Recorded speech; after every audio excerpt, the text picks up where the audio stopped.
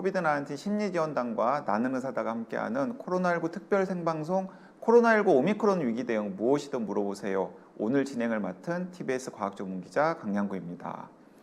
전문가들은 코로나19 오미크론 확산 규모가 정부 통제 범위를 넘어섰다며 국민 스스로가 관리해야 한다고 강조를 하고 있는데요. 지피지기면 백전백승이라고 했죠. 알면 이겨낼 수 있습니다. 코로나 오미크론에 대한 막연한 공포와 궁금증들을 의료계 전문가들과 풀어가 보는 시간. 지금부터 무엇이든 대답해 주실 두 분 교수님 모시겠습니다.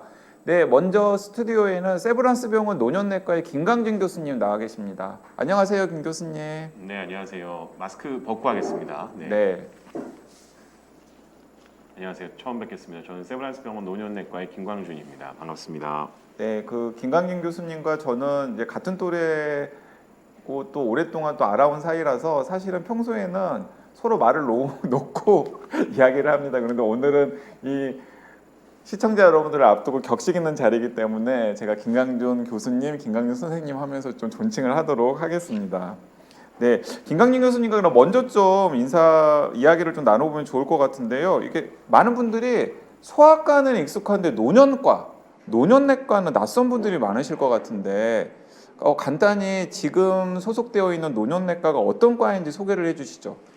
보통 이제 나이 기준으로 하면은 노인의 기준이 65세 이상입니다. 그래서 65세 이상의 노인 환자분들, 보통 이제 65세 이상이라고 노인이라고 불리는 걸 싫어하실 수 있지만 저희가 일반적으로 통칭하는 연령대 기준으로 보면 그렇게 되고요. 되게 싫어하시더라고요. 네. 제가 방송에서 60세 이상 고령층, 60세 이상 어르신 이렇게 하면은 대뜸 댓글이 막 붙어요. 네. 그 어르신, 고령층 이런 얘기 좀 하지 마라. 그래서 저희도 이게 호칭을 어떻게 하는 게 되게 고민이긴 한데 어쨌든 지금 상태에서는 그렇게 되어 있고요. 그러한 분들 중에서 이제 복합 질환이라 그래서 질환을 하나 이상을 가지고 계신 분들 꽤 많습니다. 예를 들면 심장에도 문제가 있고 뭐 호흡기 질환도 있고 콩팥 기능도 안 좋아져 있고 이런 다발성 복합 질환을 갖고 계신 분들이 병원에 오시게 되면 굉장히 여러 과를 이제 진료를 보셔야 되는데 그러한 경우에 소아과처럼 연령대 기준으로 해서 내과적인 질환을 한 번에 통합적으로 관리할 수 있는 게 필요하겠다라고 생각이 들고 질환 중심이 아닌 사람 중심의 어떤 진료가 필요하다는 판단하에서 2000년대 중후반부터 이제 이런 노년내과에 대한 이제 필요성이 대두가 됐었고요. 저희 병원에서도 그러한 취지를 살려서 2010년부터 이제 운영을 하고 있는 상태입니다. 아, 그렇군요. 지금 그러면 노년내과에 찾아오시는 분들은 대부분 65세 이상일 텐데 네. 65세 이상 같은 경우에는 코로나19 특히 고위험군으로 분류가 되잖아요. 네. 당연히 노년내과 찾아오시는 분들은 기저질환들도 가지고 계실 테니까 여러 가지 걱정이 많으실 텐데 실제로 만나는 환자분들이 가장 궁금해하는 코로나 관련 궁금증은 뭔가요? 제일 많이 물어보시는 건 백신입니다. 백신. 네, 내가 백신을 맞아도 접종해도 되냐? 네. 왜냐하면 이야기하셨던 것처럼 복합 질환을 갖고 있는 분들이 많고 그러다 보니까 불가피하게 백신 접종 이후에 생길 수 있는 부작용에 대한 것도 더 민감해야 되고 걱정을 하실 수밖에 없어서요. 내가 백신을 맞아도 되느냐에 대한 질문을 제일 많이 하시죠. 네, 알겠습니다.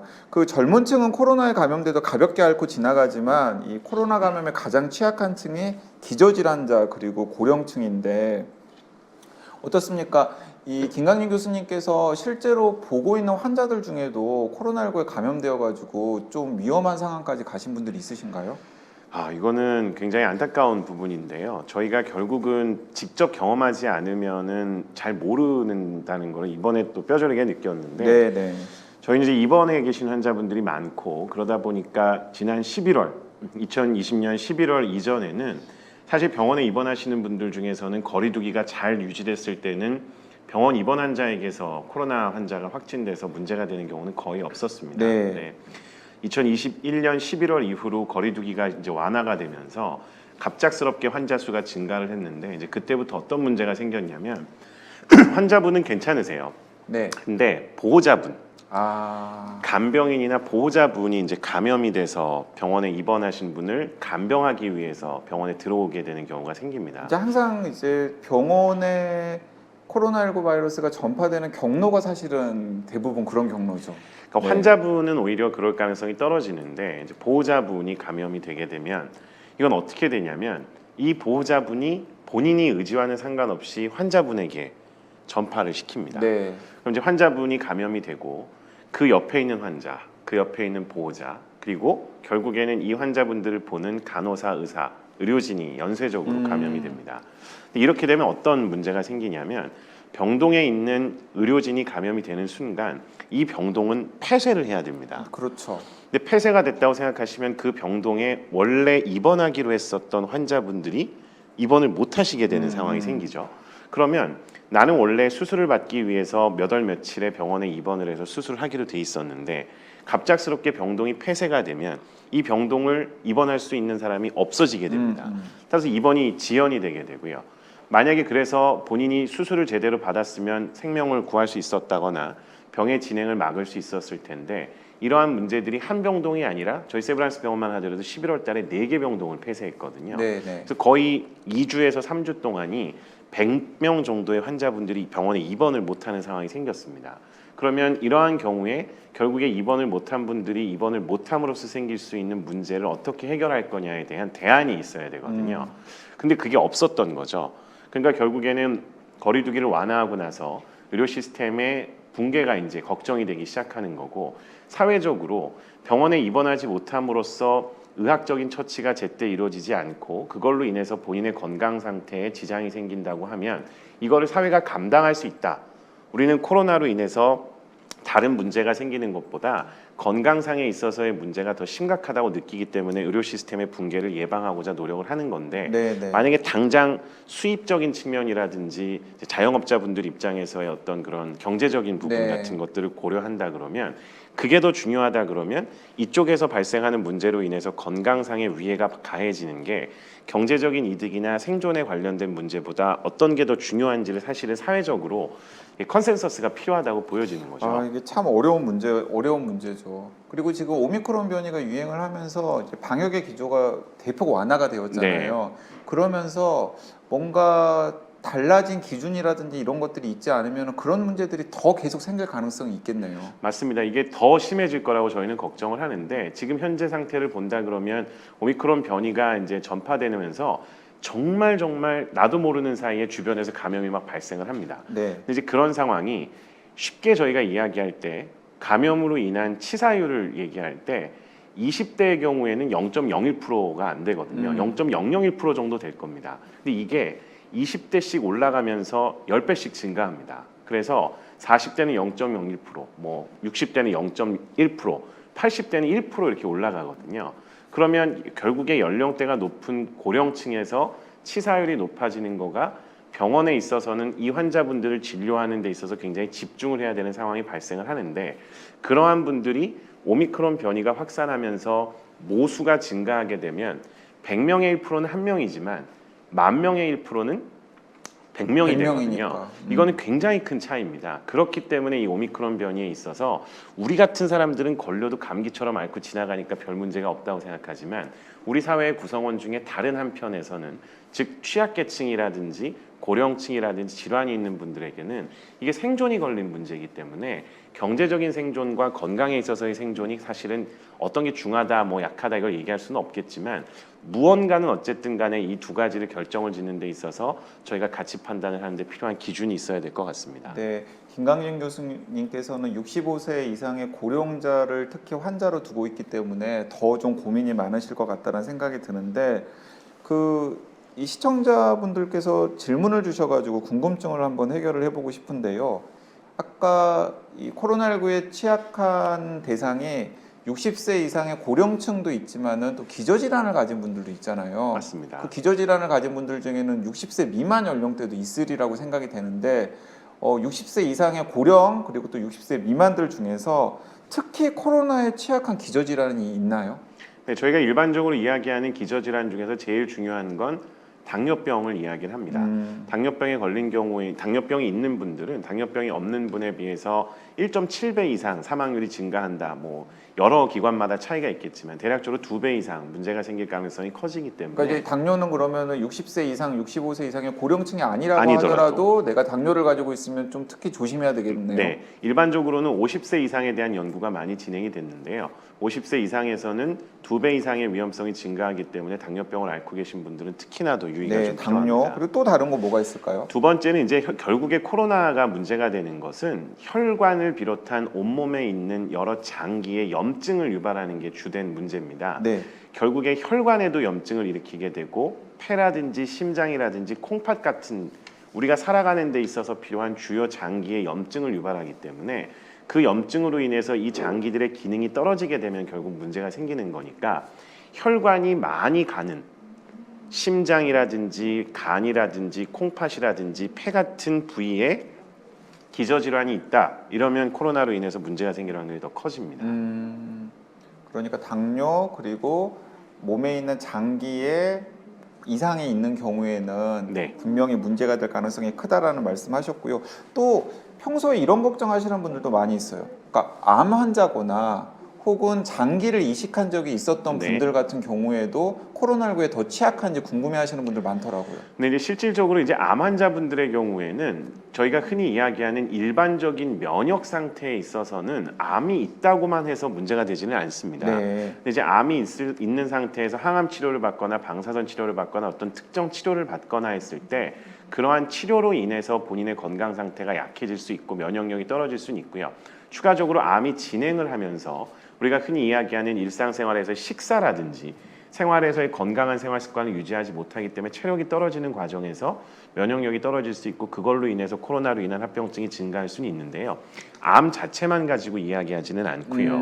두 번째로 이야기하셨었던 장기 이식의 경우에는 역시 장기 이식 자체가 문제가 되지는 않고 장기 이식을 했을 경우에는 면역 거부 반응이라는 거를 막기 위해서 면역 억제제를 쓰니까 면역 억제제를 씀으로써 생기는 면역의 저하로 인해서 코로나에 감염될 확률이나 그걸로 인해서 문제가 더 생길 가능성이 높기는 하죠. 네. 근데 안타깝게도 이거는 아직까지 구체적인 어떤 증거, 예를 들면 얼마나 증가하는지에 대한 데이터는 명확하게 밝혀진 게 없습니다. 자, 지금 궁금증이 해소가 되셨을 텐데 그럼 여기서 이제 하나 더 나와가지고 이제 고령층이나 혹은 기저질환을 가지고 있는 분들이 코로나가 확진이 되었어요. 그러면은 특별히 젊은 사람들과 비교했을 때 특이한 증상이 나타나는 게 있습니까? 네, 오히려 사실 증상 자체에 있어서는 특별하게 뭔가를 더 두드러지게 나타나는 경우는 없다라고 얘기를 하는데요. 가장 대표적인 것은 어찌됐든 간에 고열과 호흡곤란입니다. 이 오미크론 전에는 아시겠지만 기도가 상기도와 하기도로 나뉘게 되고 네. 상기도라는 것은 목 위쪽까지를 얘기합니다. 하기도는 기관지부터를 얘기하게 되는데 하기도의 감염을 유발하는 게 결국 폐렴이고요. 폐렴이 생기면 고령층에서는 치명적입니다. 아시는 것처럼 65세 이상 노인에서 사망에 이르게 되는 병원에서의 사망을 유발하는 가장 큰 원인이 폐렴이기 때문에 코로나로 인해서 폐렴이 생기는 것은 굉장히 치명적인 거고 보통 고령층에서는 그런 폐렴이 더 많이 생겼습니다. 근데 오미크론 변이가 나타나면서부터는 조금 달라지는 양상을 보이는데 그 이유는 오미크론은 하기도라고 하는 부분을 침범하기보다는 주로 상기도 쪽을 침범하기 때문에 증상 자체가 폐렴을 유발하는 빈도는 상대적으로 적습니다. 그럼에도 불구하고 노인의 경우에는 더 가래도 많이 끓고 폐렴으로 진행할 확률이 높기 때문에 주의가 필요한 거고요. 네. 그 국내에서 최고령 완치자는 몇 년생인가요? 제가 알기로는 중앙대병원인가에서 퇴원을 하셨었던 분인데 106세였던 걸로 기억하고 있습니다. 1915년생 106세 할머니께서 국내 최고령 완치자로 저도 알고 있는데요. 그 지금 나가는 사진이 퇴원하면서 지금 중앙대병원 의료진이랑 같이 찍은 기념사진이라고 합니다. 이 할머님은 산소 치료와 그리고 덱사메타손, 렘데시비르 같은 당시에 사용할 수 있었던 코로나19 치료제를 투여받고 경과가 호전이 되어서 이번 2주 만에 건강하게 퇴원을 하셨다고 합니다. 100세가 넘은 고령의 연세인데도 또 이렇게 이겨내시는 분들이 계시네요. 네, 굉장히 드문 경우라고 생각이 되는데요. 네. 이제 저런 경우는 당장 저것만 봤을 때는 이제 좋다 잘 됐다라고 생각하실 수 있지만 사실 저 이후가 문제입니다. 그렇겠네요. 저희가 모르는 사이에 인체 내의 다른 장기가 조금씩 쇠약해졌을 거고 본인께서 건강한 생활을 영위하시는 데 필요한 체력이 이만큼이라 그러면 코로나를 이겨내는 과정에서 이만큼 정도를 쓰셨을 거기 때문에 병에 걸리지 않았다 그러면 훨씬 더 건강하게 오랜 시간을 지내실 수 있었다고 하면 이번에 코로나로 인해서 그러한 체력이 소실되고 수명적인 부분에 있어서 마이너스 요소가 있을 수 있기 때문에 정말 잘 견뎌내셨고 대단히 정말 다행이라고 생각하지만 앞으로의 건강 상태에 있어서 조금 더 긴밀하게 좀 더 꼼꼼하게 챙겨서 보시면 더 좋을 것 같습니다. 네, 이 완치되신 시점이 2021년 6월이니까 벌써 이제 반년 정도가 지났는데 코로나를 이겨냈듯이 계속해서 건강하게 지내셨으면 좋겠다라는 바람이 있습니다. 자, 그리고 원래 이 시간에 한 분 더 모시기로 했던 분이 있습니다. 이 아주대병원 내분비내과의 김대중 교수님 모시기로 했었는데요. 예상치 못하게 오늘부터 재택 치료를 받게 되셨다고 합니다. 그래서 줌으로 연결을 해 보았습니다. 교수님 안녕하세요. 예, 안녕하세요. 아, 네. 오랜만에 직접 뵐 수 있을 것 같아서 되게 기대했었는데 이 줌으로 뵙네요. 일단 제 목소리가 안 좋아서 죄송합니다. 아, 예, 괜찮습니다. 그런데 이제 지금 좀 걱정이 되는데 오늘 아침에 코로나 확진 판정을 받으셨다고 하는데 지금 몸 상태는 어떠세요? 사실 어제는 기침가래가 좀 있었고요. 네네. 목이 좀 아프고 그랬는데 오늘은 사실 일을 안 하고 집에만 있으니까 오히려 기침가래는 줄었고 말을 안 하고 있으니까. 근데 그냥 괜찮은 것 같아요. 목만 좀 쉬었습니다. 네, 교수님 그런데 어제 기침가래 증상이 있어가지고 뭐 딱히 접촉자로 분류가 되어서 검사를 받아야 되는 상황이 아닌데도 자진해서 검사를 하셨다고 들었는데 딱 이거 이상하다 이런 감이 오셨어요? 그 병원에 있는 사람들 대부분 그럴 텐데 아침에 일어나면 내 몸 상태가 어떤가, 목이 아프다 그러면 굉장히 걱정해요. 네네. 뭐 아닌가? 예, 기침이 난다, 열이 있나? 이런 걱정을 되게 많이 하는데 비슷하죠. 사실은 최근 한 2년간 마스크 쓰고 생활하다 보니까 사실 감기라는 걸 모르고 살던 생활이었는데 갑자기 기침이 나오기 시작하니까 야, 이거 나한테 찾아왔나 보다 이런 느낌도 들었고, 또 오늘 사실은 제가 거기를 가기로 했잖아요. 네. 그래서 내가 거기 가서 민폐 끼치면 큰일 나니까 검사를 받아야 되겠다. 사실은 양성이 나올 거라고 생각은 안 했고 음성이겠지 생각하면서도 그래도 가기 전에 검사를 받고 가야 되겠다 이런 사실 생각으로 했었죠. 예. 네. 근데 혹시 그 어떤 경로로 감염이 되었는지 좀 그 잡히는 게 있으세요? 글쎄요. 사실 그래서 이제 오늘 하루 종일 제가 이제 과거에 거꾸로 거슬러 가서 일요일 날 뭐 했나, 토요일 날 뭐 했나 쭉 따져봤는데, 네. 그래서 연락도 해보고, 근데 제가 만났던 지인들은 아무렇지도 않다고 그래요. 그래서 사실은 어디서 감염이 되었는지는 사실은 알 수는 없죠. 지금 상황에서. 네, 뭐 대부분 다 최근에 확진되신 분들은 어디서 감염되었는지 모르는 경우가 대부분일 것 같은데, 자, 그런데 좀 철렁하시긴 하셨을 것 같아요. 왜냐하면 교수님께서는 또 내분비내과에서 환자를 진료하기 때문에 주로 진료하는 환자들이 그 연령이 높으신 분들이 많으시잖아요. 네, 그래서 맞습니다. 예, 확진을 받으면 이제 몸보다 마음이 더 무겁다라는 이야기도 있을 것 같은데 약간 지금 좀 심정이 그렇게 좋은 심정은 아니실 것 같아요. 예, 그렇죠. 오늘 새벽에 전화를 받았는데, 받고 나서 지금까지 이제 계속 머릿속이 아주 복잡해지고, 네, 사실 제일 큰 걱정은 제가 일주일 쉬는 동안 병원은 계속 돌아가야 되잖아요. 맞아요. 예. 그러면 이제 제가 맡아왔던 일을 제 대신 누군가 해줘야 되는 거니까 그게 미안한 거죠. 예, 그런 부분도 있고, 이제 우리 가족들은 또 괜찮아야 될 텐데 이런 걱정 이런 네, 거죠. 예. 알겠습니다. 사실 그 교수님께서도 방금 여러 가지 걱정을 말씀하셨는데 이제 확진자분들은 이 확진자에 대한 편견이나 부정적인 시선 때문에 힘들어하는 경우가 많다라고 하는데요. 그 실제로 확진이 되신 건 처음이잖아요. 팬데믹 기간 2년 동안. 네, 실제로 확진이 되어 보니까 어떠세요? 제가 굉장히 뭐 2년 동안 이제 코로나에 대해서 공부도 많이 하고 뭐 심지어 책도 책도 쓰고 내셨잖아요. 네. 뭐 예. 뭐 생각 많이 했는데 막상 제가 딱 닥치니까 하나하나 준비가 참 안 돼 있구나, 안 되어 네. 있구나. 예, 내가 그러면 어 이제 확진 판정을 받으면 집에서 동선을 어떻게 하고 우리 가족을 어떻게 하고 아까 이제 그 브리핑 시간에 뭐 재택 물품 얘기도 나왔던데 저는 뭐 아무 생각 없이 그냥 지금 대응을 하고 있는 것이나 다를 바가 없어서 이게 우리 다들 사실 뭐 그렇게 살고 있겠지만 막상 저한테 닥치니까 저도 똑같은 그런 생각을 사실 하게 되네요. 네. 그 지금 김강준 교수는 현장에 스튜디오에 나와 있는데요. 두 분도 인사 나누시죠? 안녕하세요. 선배님 쾌유하십시오. 아, 맞다. 이제 두 분은 또 같은 의과대학 선후배 아, 사이시죠? 저또 내분비내과를 제가 네, 지금 예. 김강진 교수가 지금 그 대선배님 앞이라서 이야기를 좀 제대로 못 하고 있는데 원래 김대중 교수님은 그 내분비내과 당뇨병 명의로 소문나신 분이시잖아요. 그래서 지금 아, 네, 김강진 교수가 더 지금 몸둘 바를 몰라 하고 있는데 그 기왕에 이야기가 나왔으니까 재택치료 이야기 조금만 더 해볼게요. 지금 셀프 재택치료 대상이신 거죠?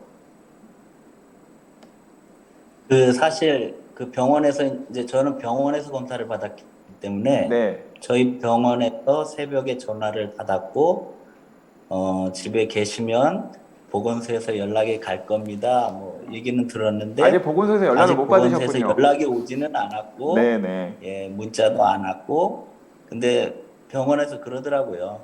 요즘 너무 바빠가지고 아마 오늘 안에는 연락이 안 갈 겁니다. 음, 그냥 기다리세요. 뭐 그래서 지금 그러고 있습니다. 네, 지금 그 되게 특이하다고 생각을 하셨나 봐요. 이게 방송을 보시는 시민들께서도 여러 가지 의견들을 지금 남겨주셨는데요. 예를 들어서 일군님 같은 경우는 진짜 확진자가 많다는 게 실감이 난다라고 말씀도 하셨고, 은섭님께서는 실제로 의사 선생님이 확진된 걸 보니 약간 느슨하게 지내는 걸 반성하게 된다라는 말씀도 하셨고요. 이 두통, 치통, 후통님께서는 저도 감염되면 주변 지인 생각이 먼저 날 것 같아. 아, 민폐구나라는 생각이 나겠다라는 말씀하셨고, 또 일군님께서는 확진 중에 방송을 하시다니 이왕 이렇게 된 거 정확한 정보를 좀 주시라는 말씀도 전해주셨습니다.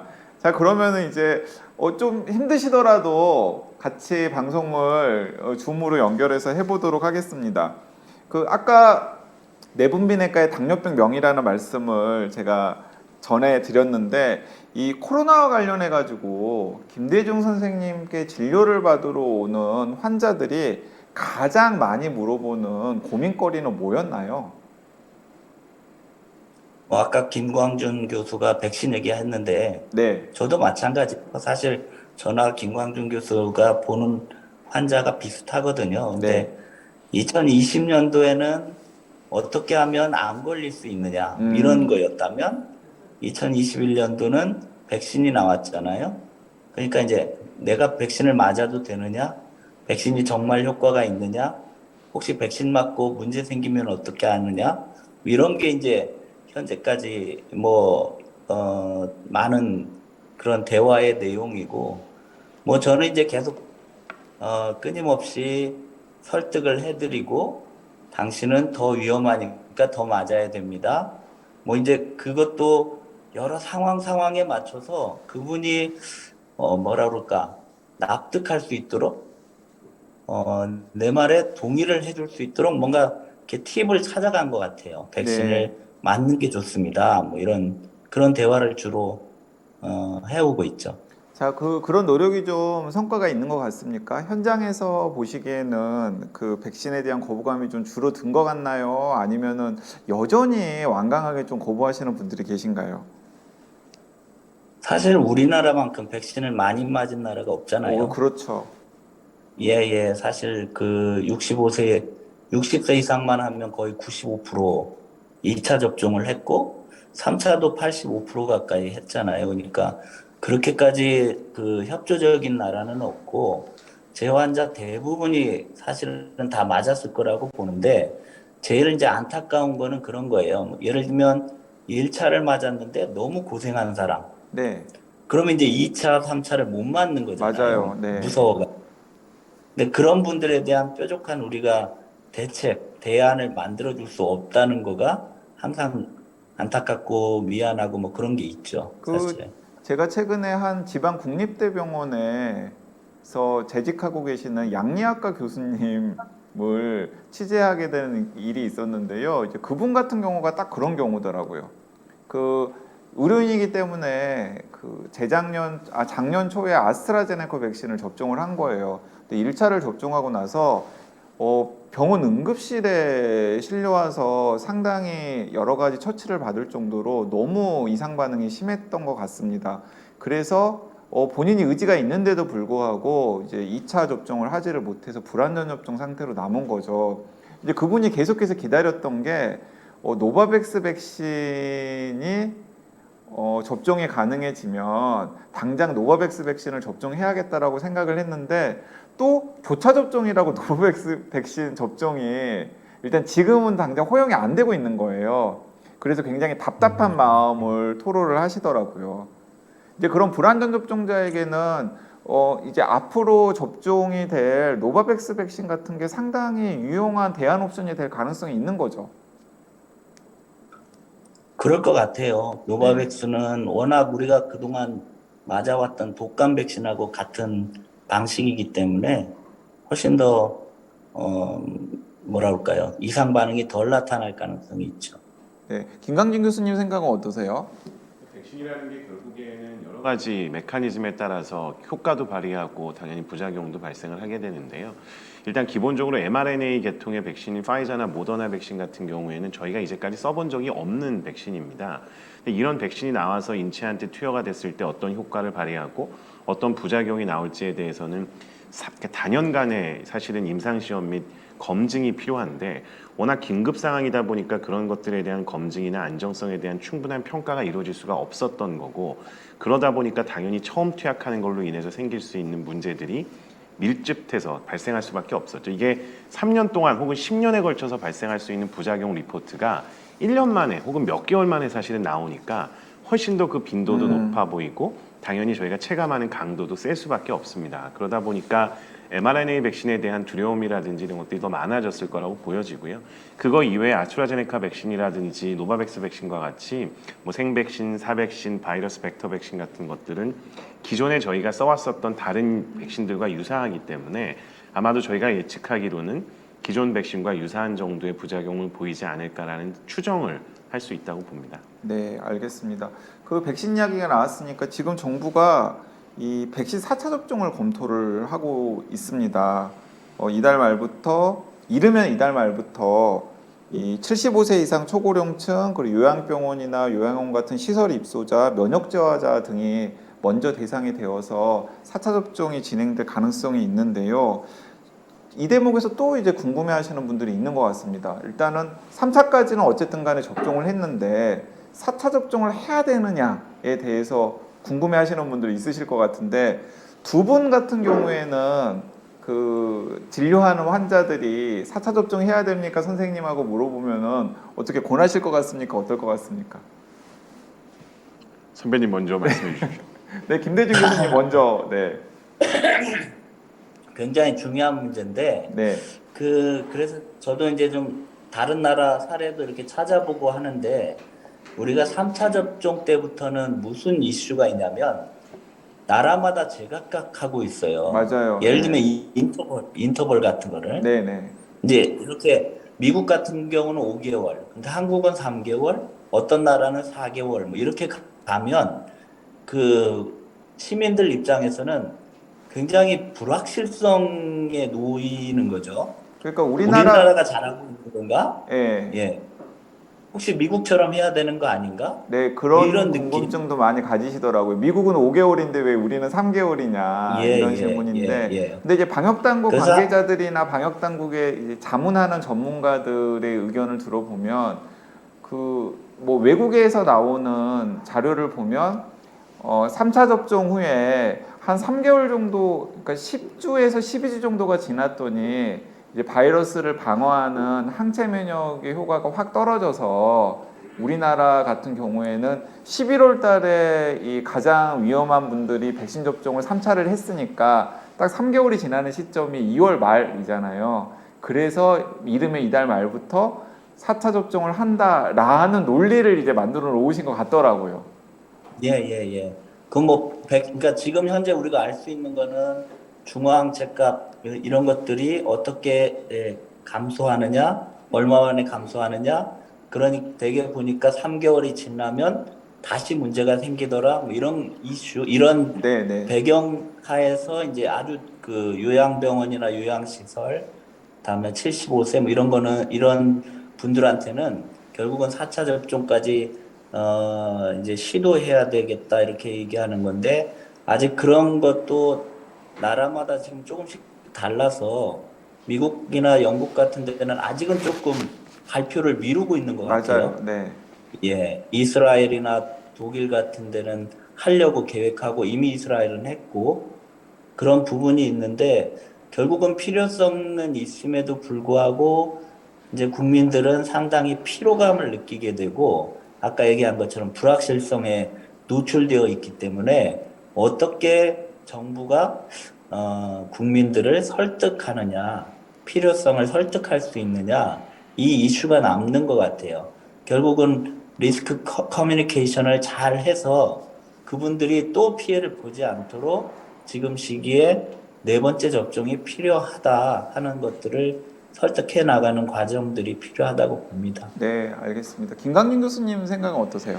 네, 이제 그 김대중 교수님께서 말씀하신 것처럼 저희가 백신 접종을 이야기할 때는 의학적인 측면 이외에 굉장히 다양한 부분을 고려를 할 수밖에 없습니다. 근데 어찌됐든 간에 의사로서 개인적인 설명을 좀 드리면 앞에서 이야기드렸던 것처럼 파이자나 모더나 백신 같이 mRNA 백신 같은 경우에는 저희가 예상하지 못했었던 부작용들이 나올 수밖에 없는데 그 이유는 이 백신이 성과가 좋기 때문에 효용성을 높게 볼 거냐 안정성을 높게 볼 거냐를 얘기한다 그러면 지금으로서는 효용성이 더 중요하다라고 판단을 한 것 같습니다. 네.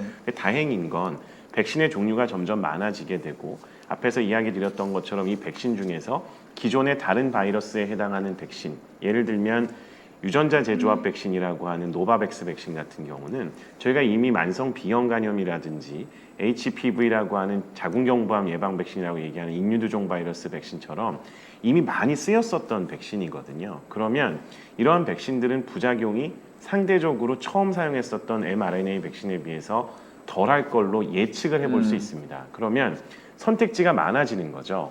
백신을 썼을 때 효용성과 백신을 썼을 때의 안정성 두 가지 중에 어디에 무게중심을 둘 거냐를 가지고 고민한다 그랬을 때 지금까지는 부작용이 있더라도 효용성이 높은 백신을 선호했다 그러면 이제는 그렇게 안 하고 효용성이 높았지만 부작용도 많았던 경우는 말씀드린 노바백스 백신 같은 대체품들이 나와서 환자분들이 조금 더 안전하게 접종을 하실 수 있고 환자가 아닌 경우에도 저희가 흔히 이야기하는 일반적인 보건의료적인 측면에서 조금 더 안전한 그 치료가 가능해지고 예방이 가능해지니까 제가 생각했을 때는 단기간에는 결국 이러한 백신이 갖고 있는 효용성이 중증화도를 낮추는 거고 중증화도를 낮춘다는 것 자체가 현재 의료 시스템 하에서의 본인의 건강을 지킬 수 있는 최소한의 범위라고 생각을 한다 그러면 백신 접종의 선택지가 넓어짐으로써 많은 분들이 더 백신 접종을 하실 수 있을 거라고 생각이 되고요. 그게 의사로서는 결국에는 백신 접종을 권할 수 있는 어떤 큰 도움이 되는 근거라고 생각을 합니다. 사실 그 방금 언급하신 노바백스 백신 같은 경우는 4천만 회 분이 계약이 되어 있고 그러니까 물량 자체는 굉장히 많은 편이거든요. 그래서 좀 적극적으로 활용을 하면 좋겠다라는 생각이 듭니다. 자, 그런데 이 대목에서 또 이런 질문들을 하시는 분들 많습니다. 그러면 4차까지는 그래, 맞으라면 맞겠다. 그런데 이러다가 5차, 6차, 7차 계속 백신만 접종해야 되는 상황이 생기지 않겠느냐. 그래서 제 지인들 중에서는 굉장히 그 정부가 맞으라는 대로 백신을 잘 맞으셨던 분들도 딱 3차까지가 이제 마지막이다 라고 생각하고 더 맞으라고 그러면 못 맞겠다 라고 좀 진짜 피로감을 호소하시는 분들이 많이 있더라고요. 진짜 이렇게 계속 맞아야 되는 겁니까? 두 분 전망은 어떠세요? 그 시나리오는 세 가지가 있다고 그러잖아요. 하나는 이 코로나19가 그냥 감기처럼 되는 것, 두 번째는 독감처럼 되는 것, 세 번째는 더 나쁜 놈이 나타나서 또 우리를 계속 괴롭히는 네, 것. 그런 시나리오들이 근데 있죠. 지금 어쨌든 오미크론이 지나가면서 아마 이제 잦아들지 않겠나 하는 좋은 희망적인 얘기를 하고는 있지만 두 번째 얘기한 독감처럼 되는 거를 대개는 그 정도만 돼도 베스트다 이렇게 얘기들을 하고 있고 독감을 염두에 두면 우리가 가을, 겨울 사이에 항상 백신을 맞잖아요. 네, 물론 이제 다 맞지는 않고 이제 고위험군이나 저희처럼 병원 종사자나 이런 분들은 이제 주로 필수적으로 맞고 있는데 사실 저도 독감 백신을 지금까지 몇 회나 맞았지? 한 20번 맞았나? 네, 30번 맞았나? 기억을 못 해요. 이제 그렇게만 돼도 괜찮은데 3개월마다 계속 맞아라. 그러면 이제 정말 그거는 그것도 전 국민이 3개월마다 계속 맞아야 된다. 그러면 그건 사실은 끔찍한 일이죠. 네. 김강진 교수님 전망은 어떠세요? 네, 이거는 지금 말씀해 주셔서 독감에 관련된 거랑 굉장히 밀접한 연관이 있습니다. 사실 독감 백신을 맞으면서 연차가 매번 지나갈 때마다 백신 종류도 달라지고 하는데 저희가 백신 접종을 권하는 이유는 고위험군에서의 백신 접종은 결국에 병원에 입원을 해야 되는 중증화도를 낮출 수 있기 때문에 백신 접종을 권하는 겁니다. 근데 이 독감 백신은 선택이지 않습니까? 왜 선택이냐면 저희 병원 시스템이 한국의 의료 시스템이 감당할 수 있는 환자 범위 내에서 독감이 걸리기 때문에 그렇다 그러면 백신 접종을 하지 않으신 분들의 경우에 적은 수가 문제가 돼서 병원에 입원해 왔을 때도 사실 병원 입장에서는 문제가 되지 않을 뿐더러 아까 말씀드렸던 것처럼 의료 시스템의 붕괴로 인해서 병원에 와서 치료를 받으셔야 될 분이 치료를 못 받으심으로 인해서 생길 수 있는 문제가 별로 생기질 않습니다. 그렇기 때문에 결국에 병이 진행을 해가면서 중증화도가 높아지는 경우라면 지금처럼 굉장히 인텐시브하게 짧은 시기에 많은 사람이 집단 면역을 형성할 수 있도록 비율을 높여서 백신 접종률을 확 끌어올려야 되는 거고 나중에 점점 백신 접종을 한 숫자가 줄어들더라도 환자분들의 중등도가 떨어져서 병원에 입원하지 않는 상황. 지금 오미크론 같은 경우는 아직도 중증화도가 어느 정도 높고 특히나 고령층에서 높기 때문에 병원의 부담이 커지고 그걸로 인해서 환자분들이 다른 질환을 갖고 있는 환자분들이 병원에 오지 못함으로써 생기는 문제를 막기 위해서 백신 접종을 굉장히 권한다 그러면 점점 이럴 확률은 떨어지게 될 겁니다. 그래서 나중에는 정말 독감 정도의 선택을 하더라도 문제가 없는 수준으로 갈 거라고 보는데 올해까지는 피치 못하게 계속적으로 백신 접종에 대한 이야기가 나올 수밖에 없을 거라고 보고요. 이러한 시스템이 변하는 게 시간이 걸리기 때문에 2020년에 처음 나왔을 때 우왕좌왕했던 게 2021년에 어느 정도 시스템이 갖춰졌고 올해는 또 새로운 변이에 맞추어서 시스템이 어떤 식으로든 변화할 텐데 저희가 몸이 가벼우면 바로바로 움직일 수 있으니까 그거에 대한 조치가 빠르게 이루어지겠지만 덩치가 큰 한 국가의 의료 시스템이 그렇게 금방금방 바뀔 수가 없는 관계로 아마 올해 정도까지는 백신 접종에 대한 피로도가 높더라도 지속적으로 백신 접종을 권고하게 될 것 같고요. 저라면 당연히 4차, 5차 필요하다 그러면 맞는 상황으로 갈 겁니다. 네, 알겠습니다. 그 김강진 교수님 답변하시는 모습을 보고서 사실 저는 여러 번 본 모습이기 때문에 전혀 새롭지가 않은데 그 처음 보시는 시청자분들께서는 놀라시는 분들이 많으신 것 같아요. 그 이런 댓글들이 있는데요. 김강준 선생님은 무슨 질문이든 다 답하시네요. 정말 신기합니다. 라는 댓글도 있고요. AI 광준이라는 댓글도 있고요. 네, 그리고 두통치통 인후통님 같은 경우에는 김강준 선생님은 앞에 뭐 보고 읽으시는 거냐고. 네. 그러니까 저는 평소에 이런 모습을 너무나 많이 봐서 이 의학과 관련된 어떤 질문이 나오면 바로바로 마치 준비를 했다는 듯이 답변이 나오는 모습을 너무나 잘 봤기 때문에 신기하지 않는데 네. 지금 처음 보시는 시청자분들께서는 굉장히 신기하다고 합니다. 그리고 김대중 교수님께 되게 감사의 마음을 전하는 댓글들도 많이 있습니다. 목소리 때문에 몸이 편찮아 보이시는데 이제 계속해서 열정적으로 답변을 해주시는 거 너무나 감사한다는 댓글들도 많이 있습니다. 자, 근데 이제 두 분 어쨌든 뭐 국내 최고의 이 당뇨 명의들 모시고 있으니까 김대중 선생님이 약간 좀 몸 불편하시겠지만은 당뇨 관련해서 몇 가지만 더 질문 드리도록 하겠습니다. 아까 김강진 교수께서 당뇨병 환자는 일반인보다 코로나19에 더 취약하고 또 중증으로 진행될 확률이 더 크다라는 연구 결과를 잠깐 언급을 해 주셨는데요. 이 김대중 교수님께서 좀 더 자세하게 소개를 해주시죠. 예, 이제 처음부터 나왔던 이슈예요. 이제 크게는 두 가지죠. 하나는 당뇨 환자가 코로나19에 감염이 더 잘 되느냐. 두 번째는 더 중증화가 많이 되느냐. 이런 이슈 두 네네. 가지인데, 사실 감염이 더 잘 되는가 하는 거에 대해서는 논란이 사실은 있습니다. 그렇다는 그러니까 얘기도 있고, 당뇨 환자가 다른 일반인에 비해서 코로나19 바이러스에 감염이 더 잘 된다라는 거 약간 논란이 있다.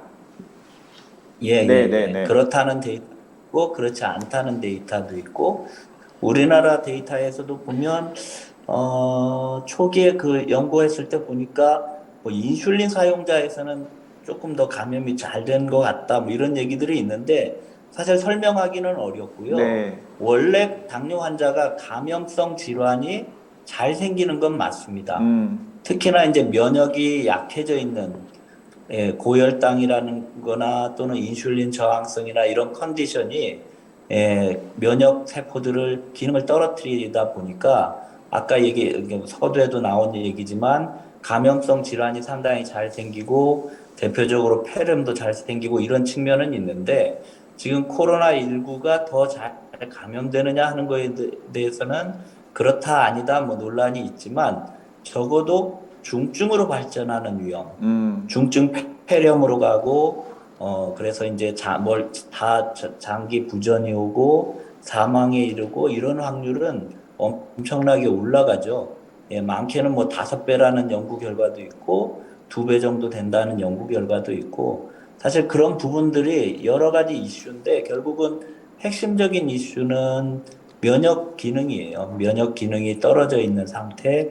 그 다음에 당뇨 환자가 이제 나이가 들고 또 당뇨가 오래되면 여러 장기들의 이제 아까 김광준 교수도 얘기했지만 신장이 나빠져 있다든지 네, 네. 심장이 나빠져 있다든지 또는 폐 기능이 떨어져 있다든지 이런 게 동반되어 있기가 쉽잖아요. 그러다 보니까 이게 당뇨 자체 또는 고혈당 자체만의 문제냐 아니면 당뇨를 가지고 있는 사람이 여러 다른 장기들에도 문제가 있으니까 그런 것들이 손상되면 이제 결국은 사망이 이르는 거 이슈이기 때문에 그런 것과 연관된 거냐 뭐 이런 이슈들은 있고요.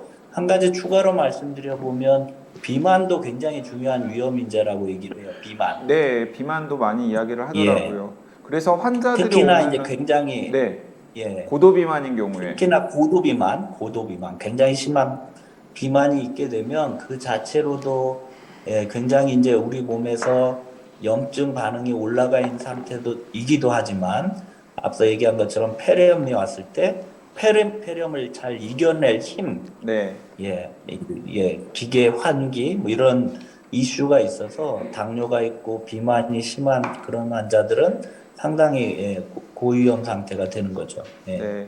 그 김대중 선생님 그 시청자들께서 김대중 선생님이 이제 쉬시라고 좀 그만 보내드리라고. 네, 계속 지금 목이 약간 쉬신 상태에서 말씀을 하시니까 시청자들께서도 좀 마음이 아프신가 봐요. 자, 그래서 김대중 선생님께서는 다음 주 수요일 16일에도 김광진 교수와 같이 또 이 시간에 등장을 하시거든요. 그러니까 오늘은 이만 보내드리도록 하겠습니다. 일주일간 쾌차하신 다음에 다음 주 수요일 날 건강한 모습으로 뵙겠습니다. 예, 고맙습니다. 네, 건강 잘 챙기시고 오늘 감사합니다. 네, 수고하세요. 네.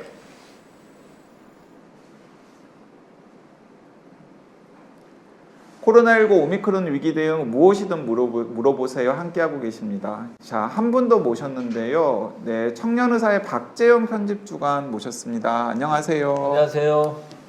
네, 어색하군요. 네, 이렇게. 저희 세 명은 이제 평소에 유튜브에서 굉장히 험하게 막 물고 뜯고 서로 괴롭히는 사이인데 오늘 너무 좀 지나치게 뉴스같이 진행하고 있는 거 아닙니까? 아니, 그 코비드-19 뭐 서울시 뭐 이렇게 나오니까 좀 약간 격식을 차려가지고 아니, 그리고 해야 되는 게 아닌가라는 생각이 들어서. 그두 사람은 막 서로 이렇게 좀 반말하면서 캐주얼하게 하는 것도 좋을 것 같은데 김광준 교수는 염색했네요.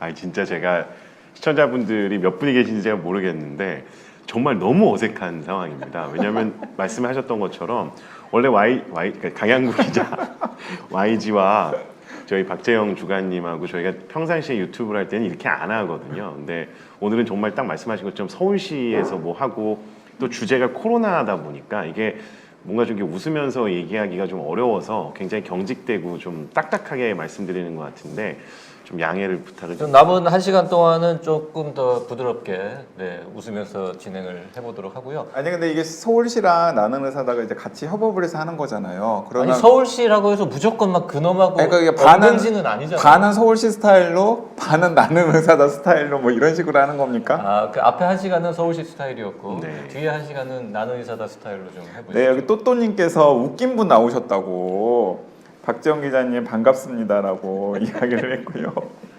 자, 다음 코너 진행하시죠. 네, 다음 코로나 코너. 핑크 코너. 네, 코로나 핑크 코너 진행하겠습니다. 자, 코로나19 오미크론 위기 대응 무엇이든 물어보세요 진행하고 있는데요. 잠깐 사진 한 장 보겠습니다. 네, 이 사진 다들 보셨죠? 이 코로나 전쟁터에서 피어나는 따뜻한 얘기들을 찾아보는 코로나 핑크 시간에 들고 온 오늘의 사진은 바로 여러분들이 보시는 이 화투치는 간호사와 코로나 확진자인데요. 이 방호복을 입은 간호사가 할머니와 마주 앉아 화투로 그림 맞추기를 하는 사진이 지난 8월 온라인에서 공유가 되면서 화제가 되었습니다. 이 대한간호협회에 따르면 사진의 주인공은 삼육서울병원 이수령 간호사와 박모 할머니신데요. 할머님께서 치매 환자신데 요양원에 머물던 중에 코로나에 걸리셨다고 합니다. 이 고열의 중증 치매 상태여서 유독 격리병실을 답답해 하셨다는데 간호사분들이 아이디어를 내서 이렇게 교대로 화투로 그림 맞추기 놀이를 하신 거라고 합니다. 이 방호복이 굉장히 답답할 텐데 저렇게 화투치기가 가능하네요. 저 사진 굉장히 유명한 사진이었죠. 네. 많은 언론에 노출되었던 사진인데 그림 맞추기를 한 걸까요? 아니면은 고스톱을 친 걸까요? 아니면 민화투를 치신 걸까요? 미나투를 치신 거 아닐까요? 이 그림 맞추기를 했다라고 이야기는 나오고 있습니다만은 할머니가 그림 맞추기를 했을 것 같지는 않아요. 이게 진짜 참 제가 어려운데 이게 네. 웃으면서 얘기하고 싶은데 저게 웃으면서 얘기할 수 있는 상황이 사실 아니어서요. 네. 실제로 저 상황이 닥치면 의료진 입장에서는 굉장히 이렇게 어렵습니다. 어렵죠. 왜냐하면 코로나라고 하는 질환을 그러니까 치료하는 것뿐만 아니라 이분이 가지고 계시는 기저질환의 상태에 맞추어서 사실은 전반적인 치료가 들어가야 되거든요. 이게 어떤 의미냐면 병원에 입원을 하게 되면 의료진들이 해야 되는 역할이 병을 치료하는 데 있어서 이제 집중을 하게 되는데 문제가 한 가지가 있습니다. 간호 업무를 하는 분들의 입장에서는 간호뿐만 아니라 간병을 사실은 맞아요. 해야 되거든요. 근데 이제 간병과 관련된 업무까지 간호사분들이 해야 되는 상황이 생기죠. 왜냐? 코로나에 걸렸기 때문에 간병 역할을 하실 분이 병실에 있을 수가 없거든요. 그러면 간호 업무하기도 힘든데 간병까지 해야 되고 격리 환자이기 때문에 감염 관리를 위한 추가적인 어떤 보호 장구를 착용하고 저 장구 착용해 보신 분들은 아시겠지만 너무 괴롭습니다. 근데 그런 역할까지 하시기 때문에 저분들이 얼마나 그동안 고생을 하셨을지에 대해서 어느 정도 저는 아니까 이걸 보면서 이분이 화투를 치셨나 이것보다는 아 정말 저분이 너무 많은 고생을 하셨겠구나라는 게 다시 한번 이제 생각이 되고 그러다 보니까 이걸 참 편하게 진짜 예전에 방송했듯이 하기가 너무 어려운 상황입니다. 네. 네, 어쨌든 그래도 훈훈한 사진이기 때문에 약간 편하게 이야기를 하더라도 시청자분들께서 다 이해를 하시리라는 생각이 우리 김광준 듭니다. 교수는 노년내과니까 어르신 환자 많이 보는데 그분들이 많이 물어볼 것 같아요. 화투 치는 건 진짜 치매 예방에 도움이 되느냐? 어떻습니까? 저는 게임도 하시라고 그럽니다. 그러니까 저희 그 고스톱이라는 표현을 써도 되는 건가요? 지금? 아 써도 됩니다. 네. 네. 고스톱이라고 고스톱을 하는 고스톱이라고 거. 하지 뭐라 그러겠습니까? 아, 네. 저는 안 하기 때문에 이걸 게임으로도 할 수 있지 않습니까? 저는 무조건 권합니다. 왜냐하면 어르신들 같은 경우에 인지 기능의 저하를 막기 위해서 어떤 행위를 하거나 자기가 친숙한 무언가를 하는 데 있어서 계속적으로 시각이든 청각이든 자극이 오는 게 무조건 좋거든요. 운동도 포함되고 지금 하셨던 것처럼 저런 게임을 하신다거나 고스톱을 친다 이거 다 안 하는 것보다는 무조건 좋다라고 말씀을 드리기 때문에 저건 실제로 의학적으로도 의미 있는 행동이라고 봅니다. 그 게임과 고스톱과 책 읽기 중에서 치매에 가장 좋은 거 뭡니까? 치매가 있는 경우에는 책을 읽으실 수가 없습니다. 그래서 음. 단순 반복 혹은 자기가 익숙했던 것들을 좀 더 치중해서 하실 수밖에 없고요. 그러다 보면 조금 더 흥미 있으면서도 쉬운 쪽에 당연히 무게 중심을 주게 되고, 그러니까 저게 더 낫죠. 예방 측면에서는 어떻습니까? 당연히 예방 측면에서는 두 가지 중에서 딱 한다 그러면 책 읽기 같은 걸 권할 수 있을 텐데요. 초기에 있는 환자분들을 제외하고는 사실은 책 읽기를 통해서 뭔가를 얻기는 어렵습니다. 네. 하루에 1시간 책 읽는 어르신하고 네, 하루에 1시간 동안 운동하는 어르신 중에 치매가 걸릴 그건 운동이 더 확률이 좋다고 낮은 돼 분은 있습니다. 운동. 운동이 더 좋다. 네. 그 운동도 하고 책도 읽는다. 그거는 연구된 걸 못 봤습니다. 네. 네. 아, 그럼 다른 답변은 다 지금 연구 결과를 바탕으로 답변하고 있는 겁니까? 네, 그렇습니다. 네, 까추님께서 웃으면서 재미나게 하니까 오히려 좋다고. 그거 봐, 너무 우리가 네. 지금 유튜브인데 네. 진지하게 하고 있다니까. 서울시라서 그렇습니다. 네. 네. 자, 그러면 저는 두 분한테 이런 것도 궁금합니다. 이 김강진 교수님께서는 그 뭐 저런 정도의 상황은 아니지만은 어쨌든 간에 65세 이상의 여러 가지 기저질환을 가지고 있는 환자분들을 계속 케어하고 계시잖아요. 저런 아이디어를 내 가지고 환자를 케어했던 경험이 있으신가요? 근데 이제 저희 환자분들은 안타깝게도 훨씬 더 중한 분들이 많습니다. 아. 네, 제가 이제 진료를 했던 분들 중에 아까 말씀드렸던 것처럼 보호자분에 의해서 감염이 되고 그걸로 인해서 격리가 됐었던 분들, 그리고 다른 환자분에게 이렇게 전염이 돼서 격리하셨었던 분들이 있는데 4분이 있거든요. 네, 애석하게도 다 돌아가셨습니다. 아이고. 그러니까 저 같은 경우에는 이제 그 과정을 겪으면서 이게 정말 코로나라고 하는 게 건강하고 젊은 분들에게서는 그냥 감기처럼 앓고 지나가는 거지만, 제가 주치의로서 진료를 했었던 환자분들이 사망하는 걸 봤을 때는 이건 완전히 다른 얘기거든요. 특히나 어떤 문제가 있냐면, 병실에서 그냥 정말 계시는 동안에 병원에 입원했었던 환자분을 보기 위해서 보호자분들이 면회를 하고 싶은데 면회를 못 하지 않습니까? 근데 입원을 해가지고 입원한 뒤에 퇴원할 수 있는 걸 저희가 7일에서 한 10일 정도 생각을 했는데, 갑자기 병원에서 코로나에 걸리면 중증 환자로 바뀌고, 그럼 코로나 격리병동을 간 다음에 중환자실에서 입원을 치료를 하게 되고, 그 과정에서도 면회를 한 번도 못 하고 돌아가십니다. 근데 더 충격적인 건, 이런 분들이 임종하시게 되면 임종 때도 같이 못 있습니다. 제가 사랑하는 부모님이 임종을 하는데 임종 때 지켜보지 못했다라는 건 제가 생각했을 때는 엄청난 충격이고 개인적으로도 너무 슬픈 일인데, 그런 일들이 실제로 비일비재하게 일어나고요. 그 다음도 있습니다. 장례를 치르는데 장례 염하는 것도 못 봅니다. 네, 못 보죠. 그래서 이런 상황을 과연 저희가 어떻게 받아들여야 될 거냐. 내 주변에 그런 분들이 많지가 않기 때문에 저희가 코로나로 인해서 생기는 다양한 문제들을 그냥 이거 별거 아니야, 감기야 이러고 넘어갈 수 있는 분들도 많지만, 저는 반대로 다른 면에 있어서는 전혀 다른 상황이 벌어질 수 있다는 게 있기 때문에 그게 일반화될 필요는 없습니다만, 코로나라고 하는 걸 내가 겪는 걸로 전체로 생각하실 수는 없고, 저도 그렇게 일반화시킬 수는 없지만, 이런 다른 세계가 존재한다는 걸 한 번 정도는 저희가 알고 있었으면 좋겠습니다. 그래도 최근에 장례 문제는 정책이 바뀌어가지고 네. 네. 그렇게 정책이 바뀌었죠. 그 의사 면허만 있고 환자를 진료한 지는 되게 오래된 걸로 알고는 있습니다만은, 그래도 보건지소 같은 곳에서 진료를 했었잖아요, 어르신들. 그게 박재영 주관은 특별히 기억나는 그 진료 경험이 있습니까? 저는 제가 뭘 잘해서 도와드린 건 없고, 주로 이제 손잡아드리고, 네, 말씀 많이 시켜가지고 수다 떠는 거 다 들어드리고 이렇게 해서 고맙다는 인사 많이 들었던 기억이 나고요. 제가 양주에서 작은 보건지소에서 일할 때 어떤 환자분이 저한테 이제 뭘 갖다 주셨는데, 저는 타조알인 줄 알았습니다.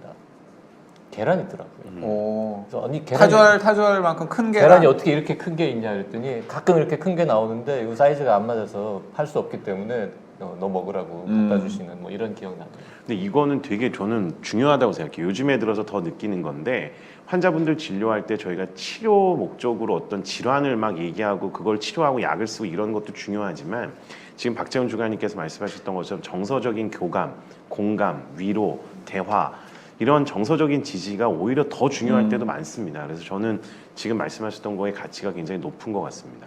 네, 그 은하수님께서는 그 저희 아빠도 치매 예방이라면서 맨날 고스톱 친다고 네, 댓글 남기셨고요. 근데 이거 황당한 이야기 하나 있는데 코로나19 백신이 치매를 유발한다는 이야기도 있더라고요.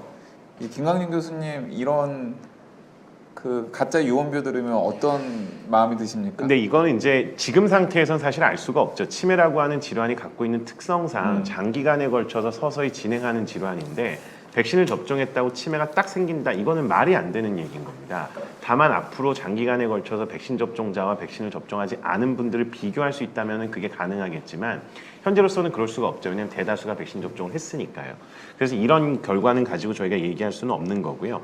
오히려 그것보다는 백신을 접종했을 때 뇌에 생길 수 있는 다양한 합병증, 저희가 흔히 얘기하는 백신의 부작용으로 인해서 일시적으로 어떤 뇌 기능의 손상이라든지 기억력의 저하 같은 게 발생할 수는 있겠지만 그거는 발생 기전적으로 치매랑은 전혀 다른 얘기이기 때문에 백신 접종이 치매를 유발한다. 이거는 사실과는 다른 것 같습니다.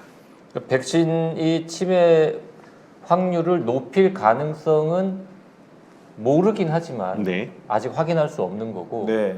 그냥 기존의 지식으로 봤을 때 치매 가능성을 높일 그 확률은 매우 낮아 보인다. 뭐 이 정도로 이해하면 되겠죠. 네. 뭐 저도 그렇게 생각하는데 이게 수치적으로 얘기할 수가 없기 때문에 네. 또 너무 네. 딱딱하게 갔네요. 아닙니다. 괜찮습니다. 아닙니다. 네. 사람이 원래 딱딱한데 네. 갑자기 바뀌겠습니다. 네, 이제 코로나 핑크. 네, 오늘 여기까지. 머리 색깔은 갑자기 이렇게 염색하면은 네, 검은색으로 바꿀 수 있지만 사람의 이제 캐릭터는 쉽게 바뀌지 않거든요. 그런데 김강림 교수가 생각보다 훨씬 재밌는 사람입니다. 네.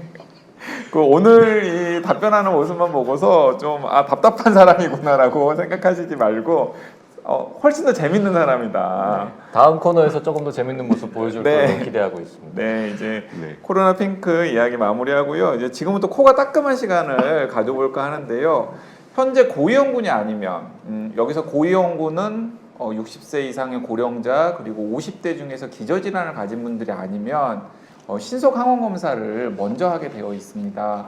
그래서 자가검사 키트나 신속 항원 검사를 먼저 받은 후에 양성이 나오면 PCR 검사를 받아서 이제 양성인지 음성인지를 이제 확진하는 절차를 거치게 되는데요.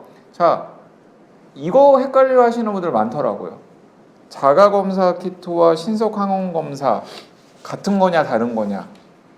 네, 같은 겁니다. 네, 같은 거죠. 예. 근데 이걸 신속 항원 검사라고 표현하는 언론이라던가 방송도 있고 자가 검사 키트라고 언급하는 언론이나 방송도 있기 때문에 이게 다르다라고 생각하시는 분들이 있는데 여기 확실히 기억하십시오. 신속 항원 검사를 할 때 사용하는 게 이 자가 검사 키트입니다. 그러니까 두 검사는 같은 거다라는 거 헷갈리지 않으시면 좋겠고요. 또 이게 이런 이야기도 있더라고요. 코로나 검사용 면봉에 발암물질이 들어있다. 이런 얘기 들어보셨나요? 저거는 우리가 지금 다음 코너에 나올 이야기인데 지금 말씀하셨으니까 네, 해결하죠. 네. 먼저 얘기하고 가겠습니다. 네.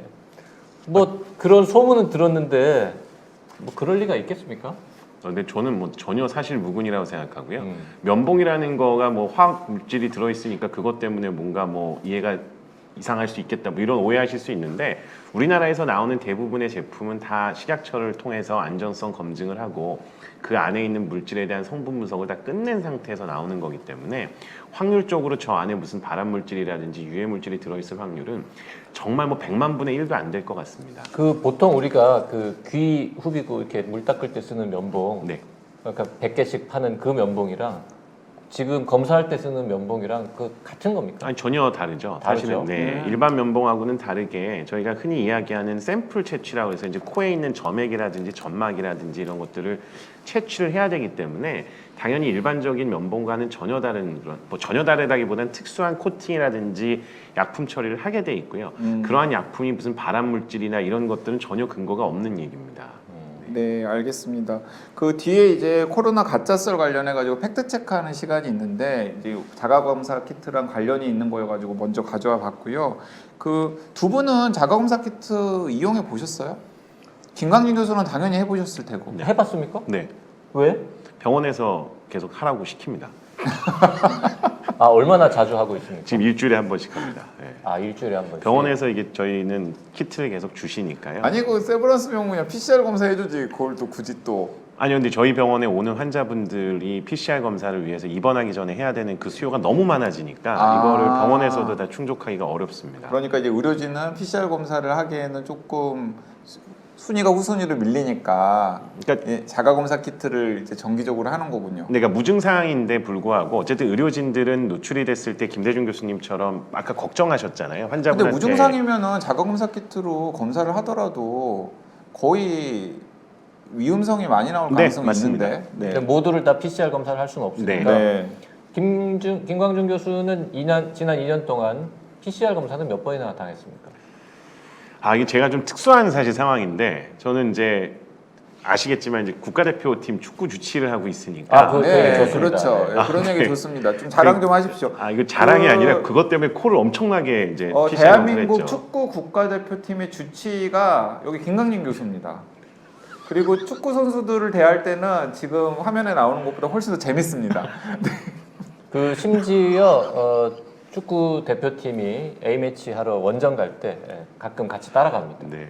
이게 저희가 이제 축구 대표팀 같은 경우에는 코로나 시기에 무슨 축구냐 뭐 이런 얘기도 많이 하는데 사실은 저희가 생각했을 때는 의료진이 코로나에 관련된 거를 커버할 수 있는 범위 안으로 들어온다 그러면 다른 거는 일상생활대로 유지가 되는 게 맞죠. 그래서 축구든 뭐든지 간에 코로나는 코로나고 다른 거는 다른 일들은 또 다른 일대로 진행이 돼야 된다고 보거든요. 그래서 제가 생각했을 때는 축구 쪽에 있는 그런 축구뿐만 아니라 다른 거 다 마찬가지인데 영향을 좀 덜 받았으면 하는 바람에서 의학적으로 무언가 도움을 줄 수 있을까가 고민인 거고 그러면 대표팀이 원정을 갈 때 그 원정을 갔다 와서 정말 이 에피소드는 이걸 시청하시는 분들이 상상하지 못할 정도로 많은 에피소드들이 있습니다. 그래서 나중에 뭐 기회가 된다 그러면 그런 것도 좀 얘기해 보면 좋겠는데 어찌 됐든 축구 대표팀은 집단 행동을 하고 집단 행동을 하면 한 명이 코로나에 걸렸을 때 굉장히 큰 영향을 주고 그게 결국에는 국민 여러분께도 어떤 식으로든 안 좋은 영향을 줄 수 있기 때문에 방역과 관련된 거에 굉장히 많은 신경을 쓰고요. 그렇기 때문에 저뿐만 아니라 축구 대표팀 같은 경우에는 PCR 검사를 거의 매일 합니다. 그래서 외국에 나갔을 때는 더더욱더 그래서 매일 PCR 검사를 하고 자가진단 키트 오후에 하고 이번에 저희가 다행히 월드컵 최종 예선에서 두바이에서 시리아와 경기하면서 최종전을 이기고 이제 월드컵 최종 예선을 통과했는데 그때 당시에도 아침에 PCR, 저녁에 자가진단 키트 계속 5일 동안 그렇게 할 정도로 굉장히 저희 입장에서는 방역을 신경을 써야 됩니다. 지금 그 시청자분들께서 좀 혼돈에 휩싸였어요. 아니 노년내과 의사가 갑자기 노년과는 전혀 상관없는 축구 대표팀의 주치의로는 왜 가냐? 네. 제 얘기를 하느라고 이 방송에 좀 지장이 저 얘기해도 되나요? 아 얘기도 됩니다. 네. 왜냐 궁금해하시니까. 네. 네. 이 스토리가 좀 긴데요. 네. 제가 원래 내분비내과 의사입니다. 내분비내과 의사가 하는 거는 호르몬을 보는 거고 축구와 관련된 거는 도핑이라는 게 있습니다. 두통, 치통, 인후통님께서는 노화가 진행되고 있기 때문에 네. 가는 거냐고. 아닙니다. 네. 도핑과 관련된 거를 하는 게 있는데 도핑. 네. 아. 저희는 이제 소변 받으러 간다 그러는데 선수들이 약을 잘못해서 먹거나 이제 경기력을 향상시키기 위해서 안 좋은 물질들이 들어있는 약물을 쓰는 거를 이제 도핑이라고 하는데 이제 그걸 검사하는 게 축구 대표팀 관련돼서는 FIFA라고 하는 단체와 아시아 축구 연맹 AFC에서 관장을 합니다. 그래서 이런 처음에 이제 내분비내과 의사로서 기회를 받아서 도핑을 하는 도핑 컨트롤 오피서라고 하는 걸로 시작을 했던 거고요. 그걸로 계속 하다가 2018년도에 아시안 게임 때부터 이제 국가대표팀의 내과계 주치의로 가게 됐던 게 아무래도 먼 거리를 가게 되면 정형외과적인 부상이나 이런 것뿐만 아니라 뭐 설사를 한다든지 체한다든지 감기에 걸린다든지 하는 내과적인 질환도 같이 토너먼트 시기에는 커버를 해줘야 되기 때문에 그때부터 참여를 했었습니다. 내과 의사는 굉장히 많은데 그 중에서도 김광준 교수가 국가대표팀 주치의 역할을 하는 거는 뭐 시간이 많기 때문입니까? 아니 질문이 너무 제가 지금 어이가 없어서 네. 자 그러면 손흥민 선수하고 같이 찍은 사진이 있습니까? 예 있습니다. 네. 아 있어요? 네. 자 그럼 가지고 오셔서 다음 주 수요일 다음번에 한번 날은 보여주시죠. 네 다음 주 수요일 날은 흥민이가 싫어할 것 같은데요. 흥민이라고 흥민이. 그랬어 지금? 그럼 아, 흥민이라고 그러지 뭐라고 했습니까? 네, 손흥민 선수 전화번호 있습니까? 네 있습니다. 오. 전화 연결됩니까 지금? 지금 뭐 화면 받을지 안 받을지 저는 모르겠는데 축구 대표팀 선수에게 개인적으로 시즌 중에 전화하는 것은 실례입니다. 경기력에 지장을 줄 수 있기 때문에. 네. 네. 네, 그래서 알겠습니다. 처음에 질문으로 돌아가면 네. 지난 2년간 PCR 검사를 몇 번이나 다녀봤습니까? 제가 그냥 생각했을 때는 적어도 50번 이상은 한 것 같습니다. 50번 이상. 1년이죠. 2021년. 1년에 50번 네. 다녔다고요? 2020년에는요. 제가 오스트리아의 그 대표팀 처음에 2020년 11월 달에 갔을 때만 한 20번 했으니까요. 네. 그거는 뭐 합하면 100번 넘을 것 같은데요. 그 김강진 교수에 대한 궁금증은 앞으로도 이제 차근차근 해소할 기회들이 있을 다음 주에 거고요. 한 번 더 나옵니다. 없습니다. 네, 다음 주에 한번 더 나오시고 그리고 또 더 궁금하신 분은 나는 의사다 컨텐츠를 이렇게 보시면은 그 시청자분들이 김강진 교수에 대해서 알수 원하시면 있고요. 김광준 특집 이런 거 나는 네, 해드릴 수 의사다 해서 따로 있습니다. 만들어 네, 볼수 해드릴 수 있고요. 네. 누구 맘대로 합니까? 자, 그리고 오늘 저는 굉장히 안심이 됐는데 사실 저도 자가검사 키트와 관련해서 뭐 방송도 많이 하고 설명도 많이 해드렸지만 제가 직접 사용해 본 적 없거든요. 아, 한 번도 없습니까? 네, 저도 사용해 볼 일이 저는 없었습니다. 5시간 전까지 한 번도 없었는데 방송 준비하느라고 처음 해봤습니다. 아, 이게 어쨌든 저는 별로 신뢰가 안 가고 여기 박지영 주관님은 그래서 김강진 교수님 여러 차례 해봤다 그러니까 조금 신뢰가 갑니다. 사실 설명서가 잘 나와 있어요. 그래서 설명서를 꼼꼼히 살펴보면 누구나 쉽게 할 수가 있는데 또 어떤 분들은 처음 접했기 때문에 어떻게 해야 될지 당황스럽다라는 분들도 많이 있거든요. 그래서 우리 셋이서 직접 이 자가진단 키트를 사용을 하면서 사용법을 좀 차근차근 알려드리려고 합니다. 아니나 다를까 이 두유 검은콩님께서 자가진단 키트 어떻게 하는 건지 정말 궁금합니다. 방법 보여주시나요? 라고 또 궁금증 말씀을 하셨습니다. 자, 일단 지금 시중에서 판매되는 이 SD 바이오땡 제품이 있고요. 그리고 휴마땡 제품이 있습니다. 사실 약국에서 구입을 할 수 있는 자가진단 키트입니다. 근데 요즘에 가격이 너무 올랐어요. 예전에 한 3-4천 원짜리였는데 이게 지금 18,000원. 그거는 2개짜리입니다. 그러니까 2개짜리여도 9,000원이죠 하나에. 네, 그러니까 9,000원. 이거 비싸죠. 그리고 여기도 이제 휴마땡도 지금 보니까 7,500원에 이제 판매가 되는데 오늘 아까 그 코픽 뉴스에서 확인할 수 있었듯이 이 방역 당국이 60세 미만의 이 검사가 필요한 분들에게는 자가진단 키트를 무료로 나눠주는 걸 지금 적극적으로 검토하고 있다고 합니다. 그렇기 때문에 그 주머니 비지 않더라도 자가진단 키트를 구할 수 있는 가능성이 더 넓어지지 않을까 생각이 되고요. 일단 한번 해볼까요?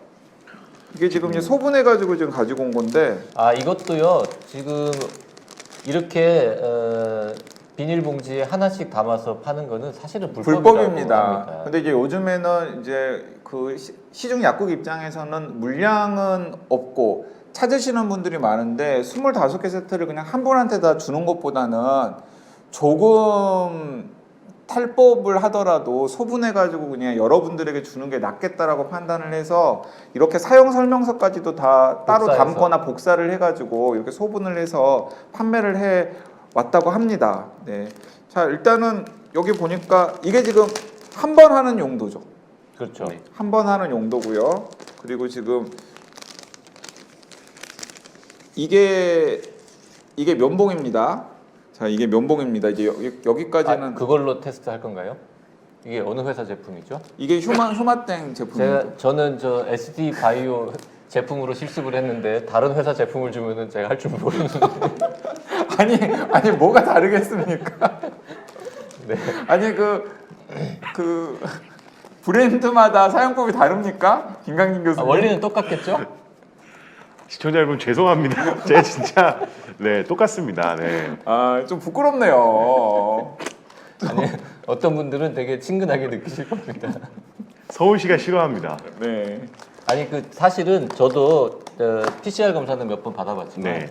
자가 진단 키트는 한 번도 안 사용해봤는데 오늘 낮에 이제 어떻게 생겼는지 뭐 알아야 방송을 할 거 아닙니까? 그리고 이제 이 작가들이 제가 검사를 당해야 된다 오늘. 네. 네. 이제 했는데 만약에 양성 나오면 어떡해요? 방송 사고잖아요. 아니 그럼 저는 왜 안 했습니까 그럼? 아니, 근데 저는 개인적으로 그래서 생각했을 미리 때, 해봤죠. 네. 그랬더니 음성이 나왔죠. 그러니까 이거는 시청자분들이 어쨌든 간에 키트를 못 써보신 분들 입장에서는 일반적으로, 그러니까 YG, 그러니까 강양구 기자님께서는 어떻게 생각하면 일반인의 개념으로 저거를 뜯고 어떻게 사용하시는지 직접 한번 보여주시는 게 저는 더 좋을 것 같아요. 네네네. 네. 그 오늘 보여드리려고 이렇게 가져왔는데요. 일단 상자에 이 보이시나요? 뭔가 하여튼 이 비닐봉지가 두 개가 있고요. 면봉이 있고 네. 그리고 설명서가 있습니다. 그리고 비닐봉지가 들어있어요. 요거는 이제 보니까 면봉이나 그 뭔가 더러운 거 쓰레기 담으라고 주는 봉투이고요. 지금 처음에 설명서를 봤죠. 딱 봤더니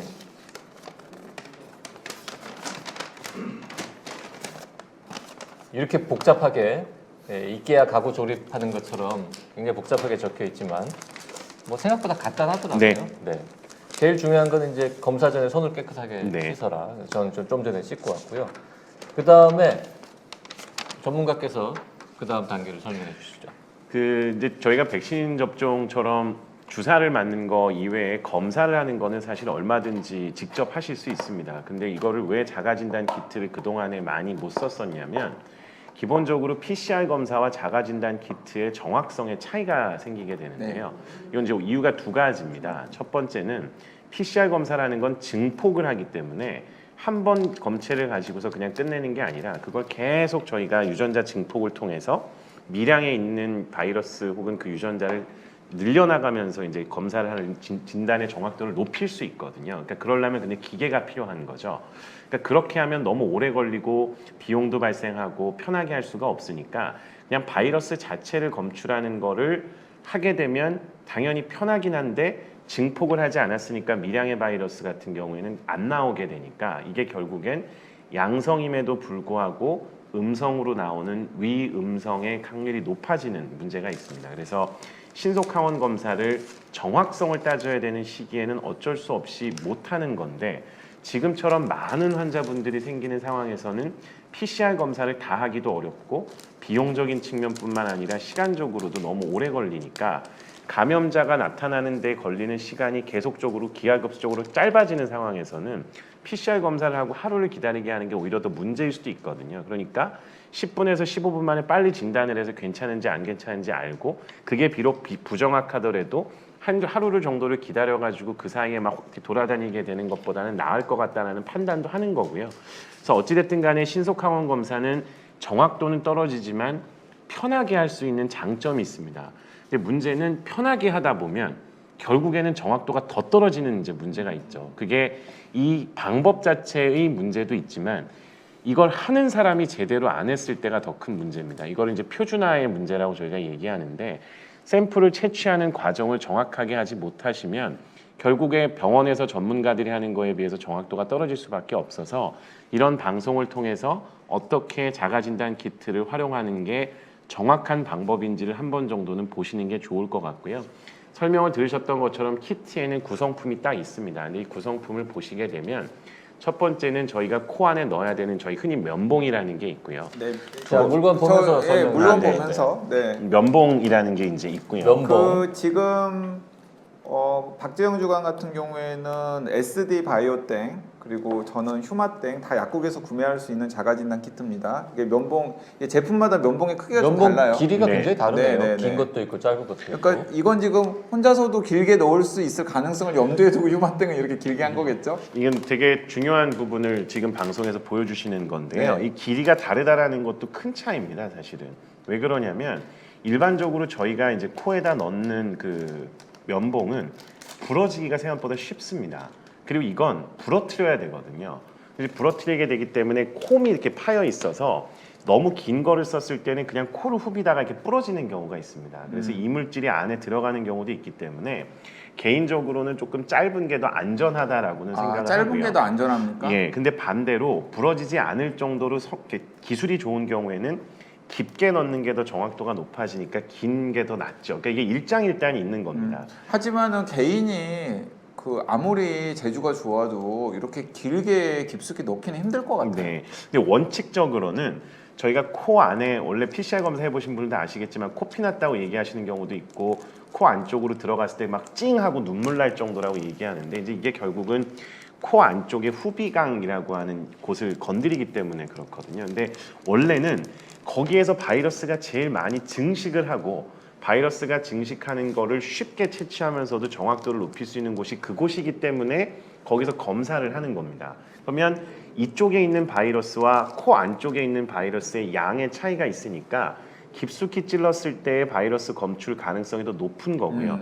바깥쪽으로 무조건 나오기 때문에 여기서 해도 어느 정도는 안정적으로 채취할 수 있다고 하지만 어찌됐든 이론적으로는 두 곳의 차이가 명확하게 존재하고 더 많은 바이러스를 채취하려면 안쪽을 넣는 게 맞죠. 그러니까 이제 쉽게 설명을 하면은 깊숙이 넣어가지고 검체를 채취하면 바이러스 양이 좀 적다고 하더라도 검사의 정확도를 높일 수가 있는데 사실 개인이 그렇게 하기는 쉽지가 않기 때문에 네. 그게 사실 신속 항원 검사의 정확도를 떨어뜨리는 요인 중에 하나잖아요. 그럼 무조건 깊이 찌를수록 좋은 건 아닐 거 근데 아닙니까? 그건 아닌데요. 대부분 얘기하는 깊이라는 게 저희가 생각했던 것보다 훨씬 더 얕습니다. 그러니까 일반적으로 자가진단 키트를 쓰시는 분들, 저희가 쉽게 얘기해서 아까 말씀드렸던 선수들한테 이걸 그냥 해보라 그러면 그냥 코 안에 넣고 그냥 코 파듯이 이렇게 하거든요. 근데 이거는 사실은 채취의 정확도가 좀 떨어집니다. 근데 원칙적으로. 설명서에 보면 네. 그림과 함께 1.5cm만 넣으면 된다고 네. 되어 있거든요. 1.5cm라고 하는 거를 이제 설명서에 넣어놨던 이유는 아까 말씀드렸던 것처럼 자가진단 키트의 기본적인 정확도가 떨어진다라는 걸 아예 가정에 깔고 갑니다.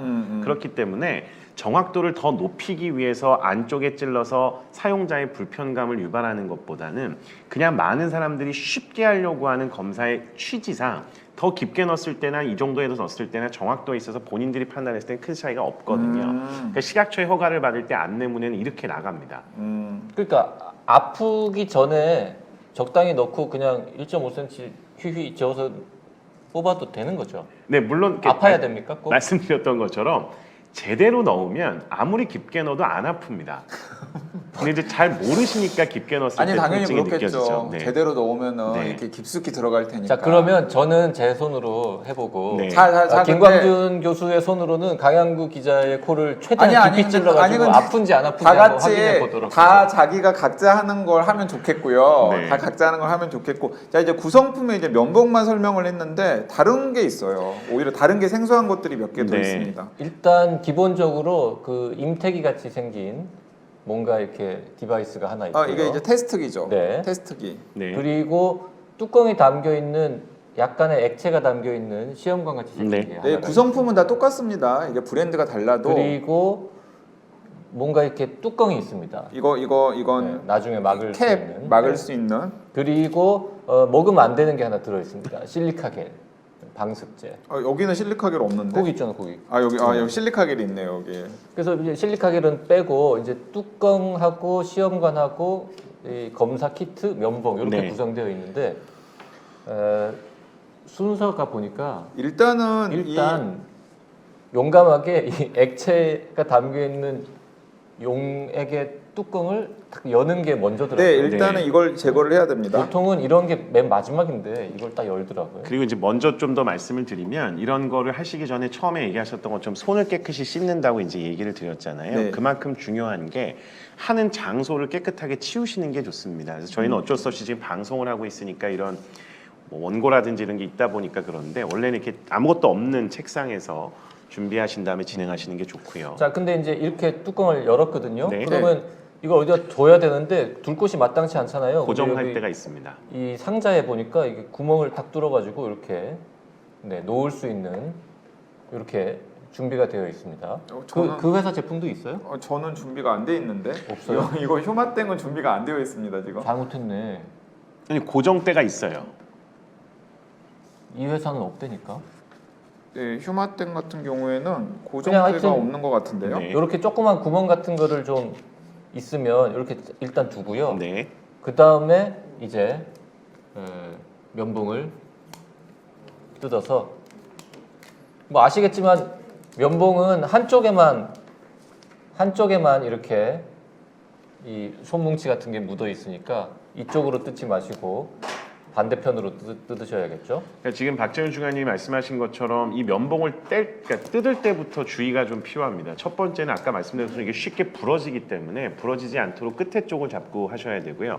두 번째는 면봉 부위를 손에 닿거나 하면 오염될 수 있기 때문에 면봉 부위가 손에 닿지 않도록 끝에 쪽 손잡이 부분을 잡는 게 되게 중요합니다. 그래서 이렇게 하시는 게 되게 중요합니다. 네. 네. 자, 그리고 저도 해보겠습니다.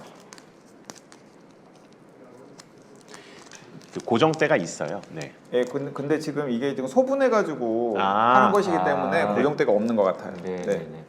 자, 이렇게 이제 면봉을 꺼낸 다음에 이거를 이제 코에 넣으면 네. 되는데 제가 그냥 그림 보고 네. 해보겠습니다. 잠깐만요. 뭐가 잘못됐는지. 그 혹시 좀 이렇게 클로즈업을 해주실 수 있으면 아니요 여기 보시면 가운데 이렇게 홈이 나 있어요.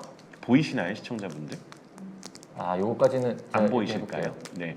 이 가운데 이렇게 여기쯤에 있습니다. 선이 가 있는데요. 이게 이제 부러뜨리는 겁니다. 그러니까 아. 저 부위가 잘못해서 부러지지 않도록 해야 되기 때문에 되도록이면은 이 손 잡는 부위를 끝에 쪽보다는 그 중간 부위를 잡으시는 게 더 안전합니다. 네, 조금 근데 이렇게. 실제로는 안 부러뜨려도 되던데요. 아 근데 원래는 부러뜨려서 넣으셔야 됩니다. 왜냐하면 혹시라도 이걸 부러뜨리지 않고 넣었을 때는 손에 있는 것들이 용액하고 섞여가지고요 오염될 수 있는 여지도 있기 때문에 뭐 그런 이유가 있는데요. 자, 어쨌든 제가 이 설명서만 보고 네. 이 정도면 되겠지라고 해볼 네. 테니까 뭐가 잘못됐는지 네. 한번 봐주십시오. 자, 1.5cm 넣으라고 하니까 이 정도면 된 거 아니야? 그래서 이렇게 10번 움직이라고 해서 10번 이렇게 하고 반대편 코에 네, 또 10번입니다. 넣어서 이 정도면 아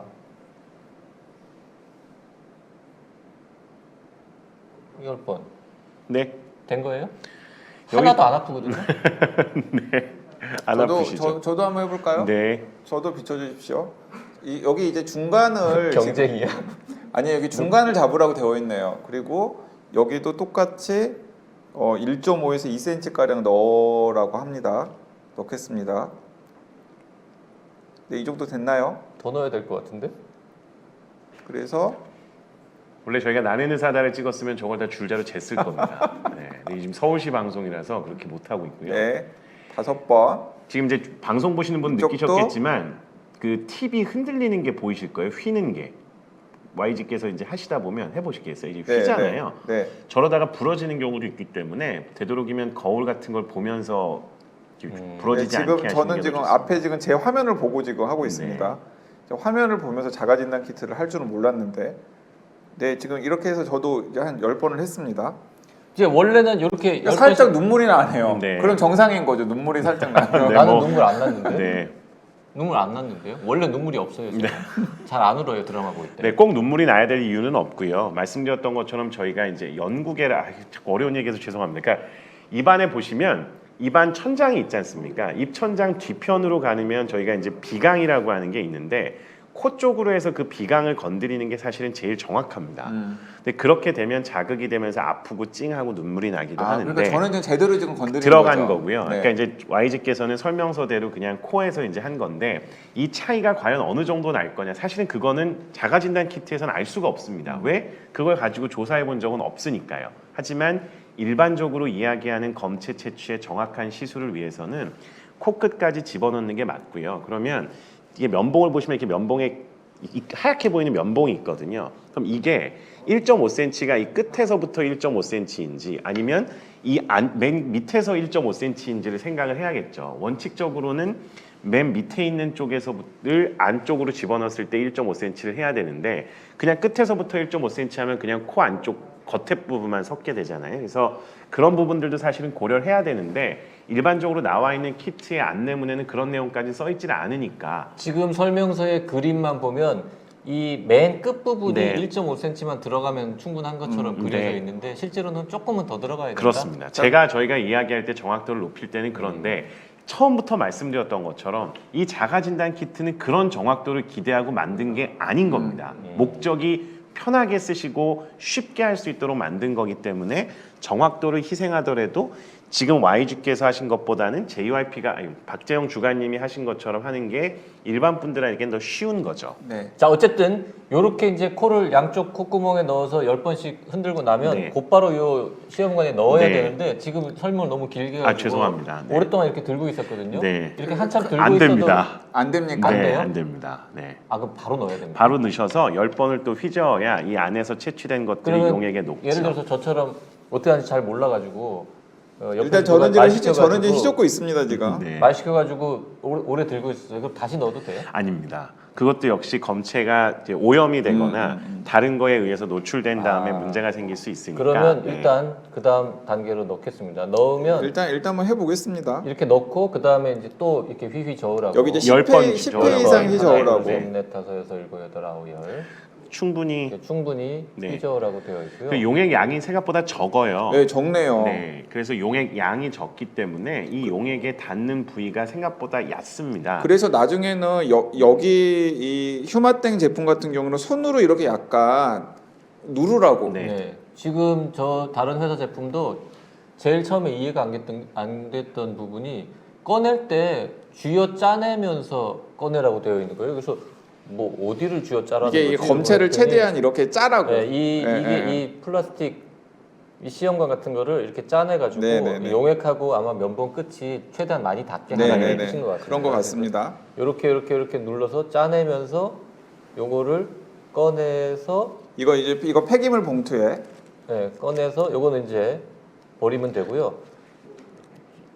요거는 다시 아까 요 구멍 거치대에 놔야겠네요. 네네, 놓치지 않으셔야 되기 손이 때문에 없으니까. 예. 자, 이 폐기물 옆에 봉투에 누가 다시 이제 도와주면 좋을 것 넣겠습니다. 같긴 한데요. 혼자서 하시면은 이 폐기물 봉투에다가 이렇게 버리고요. 이 폐기물 봉투도 나중에 결과에 따라서 이게 버리는 방법이 또 달라지더라고요. 맞습니다. 그래서 네. 일단 요 잘 간직을 하시고 그 다음에 여기 꽂혀 있는 네 이 팁을 팁. 이제 네, 이거를 닫으십시오. 아까 팁이 있었죠. 이 이렇게 팁을 이제 거 닫는 맞죠? 겁니다. 네, 그쪽으로 흘러내려 보내야 되기 때문에요. 네, 이렇게 닫습니다.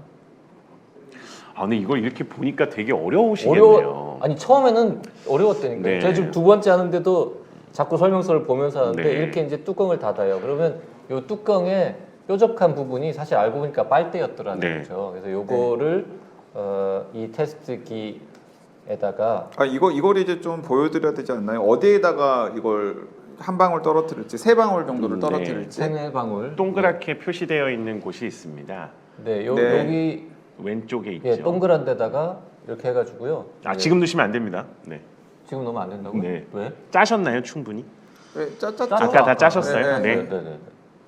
자, 이제 그래서 여기에다가 여기 저도 비춰주십시오. 그러면 여기 세 방울을 넣으라고 표시가 되어 있습니다. 아예.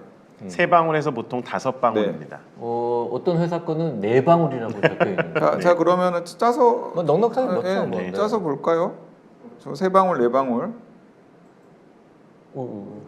네, 서너 방울 넣었습니다. 그리고는 기다리면 됩니다. 네. 그리고 넣고 나서 할 일은 시계를 보는 네, 거예요. 15분 정도 기다리시면 됩니다. 지금 8시 네, 40분이니까. 저도 지금 한 네 방울 정도를 넉넉하게 넣었습니다. 우리 지금 이거 늦게 했으면은 방송 끝나기 전에 결과 못 볼 아, 뻔했습니다. 네. 죄송합니다. 제가 설명충이요. 설명을 너무 많이 하셔서 죄송합니다. 네. 본인이 설명충이라고 스스로 말하니까 약간 웃기네요. 네. 네. 그래서 이 용액을 딱 넣으면 이렇게 라인이 움직이는 게 바로 보이더라고요. 액체가 이렇게 스며드는. 예, 액체가 스며들어요 지금. 근데 아직까지 아무런 변화는 없고요. 결과를 보시려면은 15분 기다리셔야 됩니다. 그리고 요거랑 면봉이 이제 쓰레기가 되는데 이거를 미리 말씀드리면 음성이 나왔습니다. 아무 문제가 없다고 나오면 네, 이건 네, 네. 일반 쓰레기예요. 네. 그냥 집에 쓰레기통에 버리면 되는데 만약에 양성이 나왔다. 그러면 의료 폐기물이 됩니다. 의료 폐기물로 분류를 하라는데 일반 가정에서는 의료 폐기물을 어떻게 처리하는지 모르시죠. 어떻게 해야 됩니까? 보통의 경우에는 이제 보건소라든지 병원에 가시게 되면 그쪽에 있는 의료 폐기물 전문 처리소에 버려야 됩니다.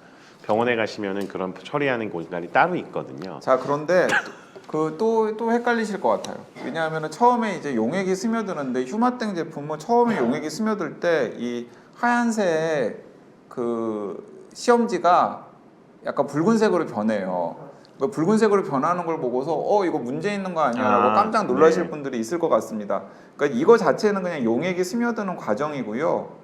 그러니까 색깔이 변하는 건 용액이 스며드는 과정이고 이 나중에 CT라고 쓰여 있는 자리 옆에 선명하게 선이 보입니다.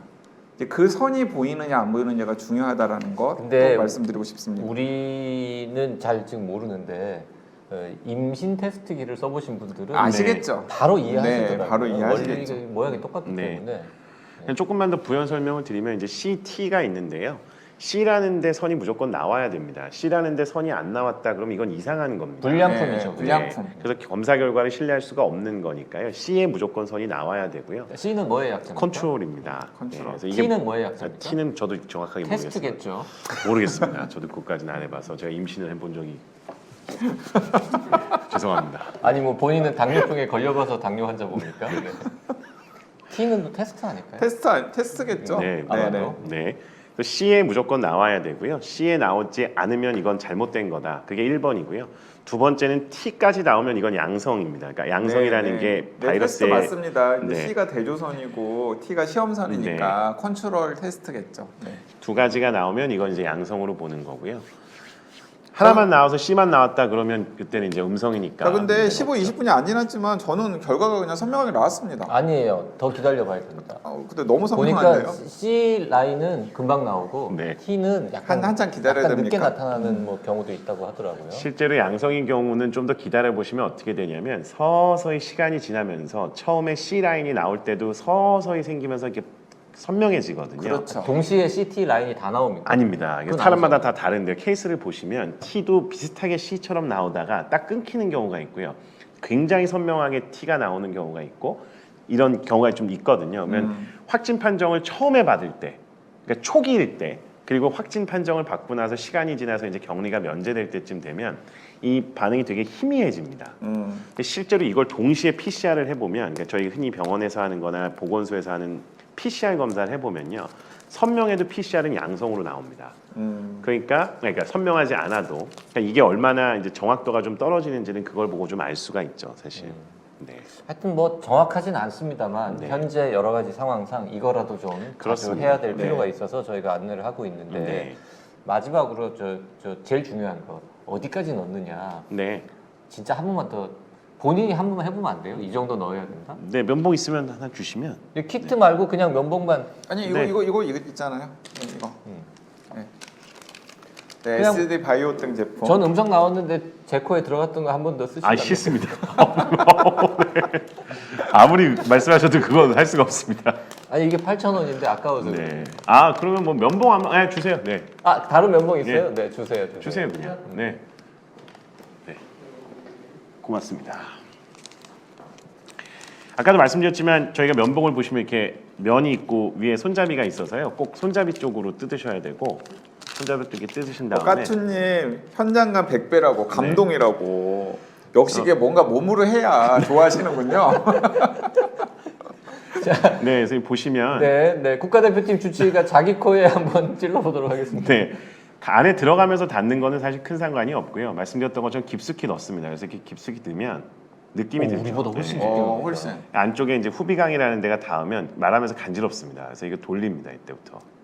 아까 저랑 비교하면 어떻습니까? 훨씬 깊이. 훨씬 깊었습니까? 저도 눈물 한번 이렇게 되는 겁니다. 이렇게 되는. 네. 아. 그래서 원래는 이렇게 하면 눈물도 나오고 하는 게 원래 원칙이죠. 그러면 PCR 검사는 이렇게 짧은 시간에도 충분히 샘플이 채취가 되고 그 샘플을 가지고 저희가 유전자 증폭을 하면 정확도가 높게 나타나는데 오른쪽 쓰셨더니 오른쪽만 눈물이 나네요.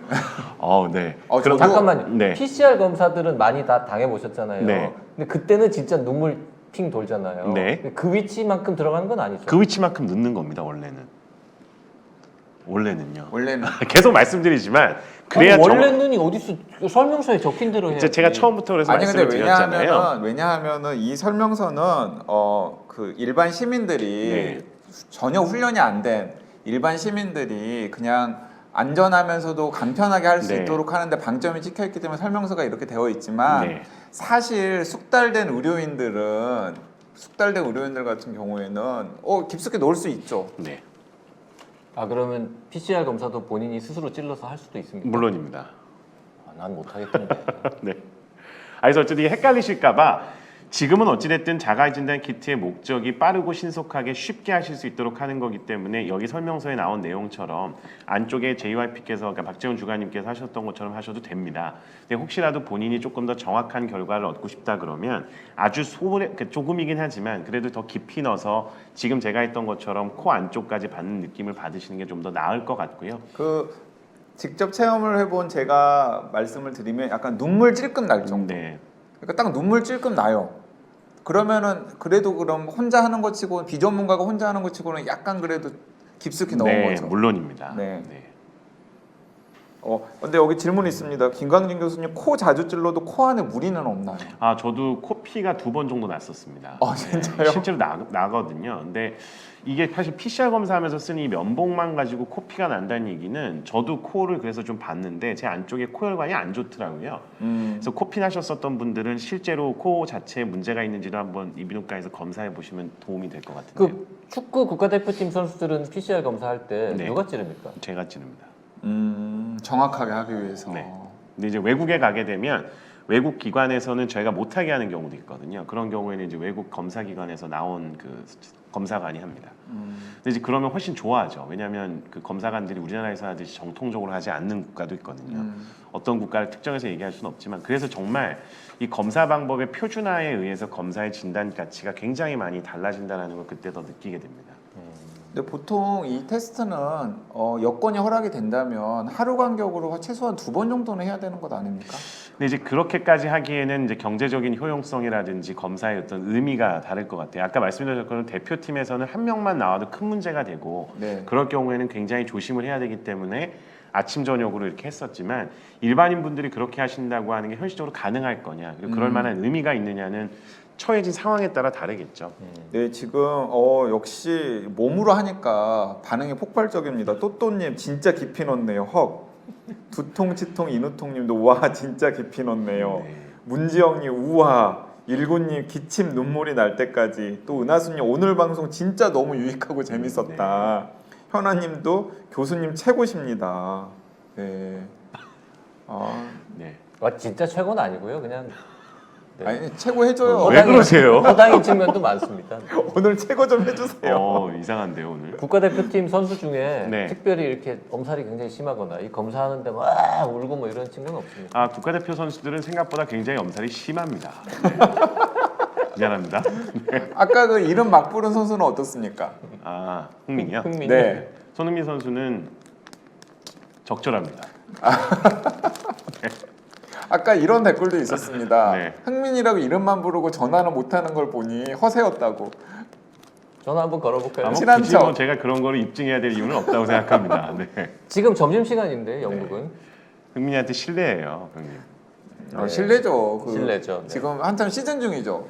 시즌 중에. 네, 시즌 중일 네. 때 이렇게 뭐 여러 가지 일들을 하고 있을 수 있잖아요. 뭐 굳이 제가 그걸 입증해야 될 이유는 정말 없다고 생각하고요. 자 이제 시간 거의 다 된 거 아닙니까? 아직 9분밖에 안 지났어요. 아, 6분 더 지나야 음성, 양성 판정을 볼 수 있는데요. 뭐 저는 몇 시간 전에 해봤기 때문에 아마 음성 나올 걸로 생각하는데 아니, 저도 근데 음성 같습니다. 강양구 기자가 양성 나오면은 우리 내일부터 이 방송이 중단될 수도 있습니다. 네.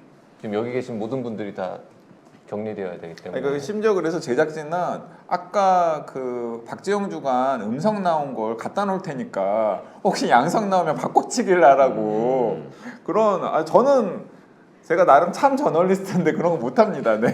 그 제작진 분은 누구신가요? 큰일 납니다. 그렇게 하시면. 네. 전 안 그랬습니다. 네. 나 그러면 큰일 나죠. 나이사의 제작진께서 거부했습니다. 그런 말씀을. 네. 네, 제가 뭐 해야 돼요, 우리? 이거 그냥 기다리고 있어요. 저 이거 계속 기다리고 있어야 들고 있어야 되죠. 되나요? 네. 아니, 코에 지금- 무슨 이물질이 있을까봐 되게 걱정되는데. 네.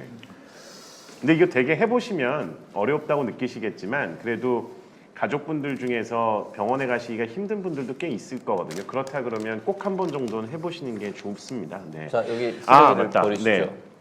이거 또 말씀드려야 되는데 이 봉투가 진짜 중요합니다. 왜 중요하냐면 본인도 모르게 바이러스가 전파되는 것을 막는 차원에서도 이 봉투는 흔히 그 지퍼락이라고 하는 형태로 돼 있어서요. 꼭 제거하실 때 버리실 때는 이렇게 버리셔야 되는 게 보시면 이게 끝에 닿는 경우도 있거든요. 그래서 이거 사선으로 하셔서 지퍼락 딱 잠궈서 가지고 요- 계셔야 됩니다. 근데 이거 다 하셔야 됩니다. 다른 다 것들도 넣으셔야 다 됩니다. 그냥 그럼요. 버리는 거죠? 네, 다 넣으셔야 됩니다. 네. 그리고 요 플라스틱은 재활용 안 해도 됩니까? 그 재활용이 문제가 아닙니다. 감염이 더 중요해요. 아까 그리고 코피 이야기 잠깐 나왔었는데 특별히 코피가 더 잘 나는 사람들이 있는지도 있습니다. 네. 그러니까 저희가 흔히 얘기하는 코 점막이라 그래서 코 혈관이 점막 안쪽에 있거든요. 근데 이제 코 점막이 약하거나 만성적으로 비염이 있거나 알레르기가 있는 분들은 특히나 더 그 점막이 충혈되기도 쉽고 출혈도 잘 되거든요. 저도 알고 보니까 비염이 있어서 이 안쪽 점막이 생각보다 약합니다. 그러니까 피부가 이렇게 얇으면 피가 잘 나듯이 코 안쪽에 혈관이 터지기가 쉬운 분들이 있고, 그러면 원래는 그 PCR 검사할 때 들어가는 면봉만 가지고는 전혀 출혈이 안 되는 게 일반적인데, 출혈이 났다라는 건 코 점막에 문제가 있을 수 있으니까 시술자를 탓하시기 전에 본인의 코 점막이 얼마나 약한지를 한 번 정도는 체크해 보시고, 내가 점막이 실제로 문제가 없는데도 불구하고 코피가 났다, 그러면 그거는 그때 시술자를 원망하실 수 있습니다. 네, 아까 그리고 우리가 마지막 코너로 이제 코로나 가짜 관련된 정보, 가짜 정보들 팩트 체크하는 게 있는데 너무 다 황당한 내용들이에요. 제작진이 어디서 찾아왔는지 정말 황당한 말도 안 내용들인데, 되는 얘기인데. 이제 황당한 내용들인데 그나마 제가 좀 재밌을 만한 거 두 개만 딱 여쭤보겠습니다. 어차피 결과 기다려야 되니까요. 하나는 립밤을 바르는 것이 코로나19 바이러스 전파를 막는 효과가 있다. 이게 무슨 의미인가요? 그러니까 립밤을 입술에 바르면 네. 코로나 전파를 막는 효과가 있다라는 그럴 리가 있습니까? 주장이 있었습니다. 그리고 네. 심지어는 그런 연구도 있었습니다. 제가 기억하기로는. 자, OX 혹은 세모로 표시해 주십시오. 근데 뭐 본인이 저는 이건 판단하기. 뭐 전혀 뭐 그럴 네, 리가 없을 없다 것 같은데요. 생각합니다. 립밤하고 뭔 상관이 있어요? 네. 네, 모르겠습니다. 이건 그러면은 뭐 말할 아니, 가치도 없이 차라리 그냥 거짓이다. 예를 들어서 립밤을 코 구멍에다가 잔뜩 바른다. 코 안에 바셀린으로 무슨 코팅을 한다. 네. 그러면은 그러니까 이게 어떤 흐름이냐면 이제 이런 주장이 있었다고 합니다. 그러니까 입술에 립밤을 칠하는 것이 침방울의 형성이나 전파를 줄이기 때문에. 저의 머리로는 이해할 수가 네, 없는. 이해할 수 네, 이거 죄송합니다. 그러면 이거 그냥 얼토당토하는. 바셀린을 코에 코팅하는 건 어때요? 이론적으로는 조금이라도 네, 감염이 그거는 오히려 조금은 더 줄어들 높을 것 가능성이 같습니다. 그러면은 바세린을 코 주변에다가 바르는 거. 코 안쪽에 발라. 코 안쪽에다가 바릅니까? 이거 다 그냥 의미 없는 얘기예요. 의미 없는 네, 이야기, 의미 의미 없는 없는 말, 이야기. 이런 네, 의미 거는 없는 이야기. 듣지 마십시오. 네, 의미 없는 이야기. 자, 그러면 이건 어떻습니까?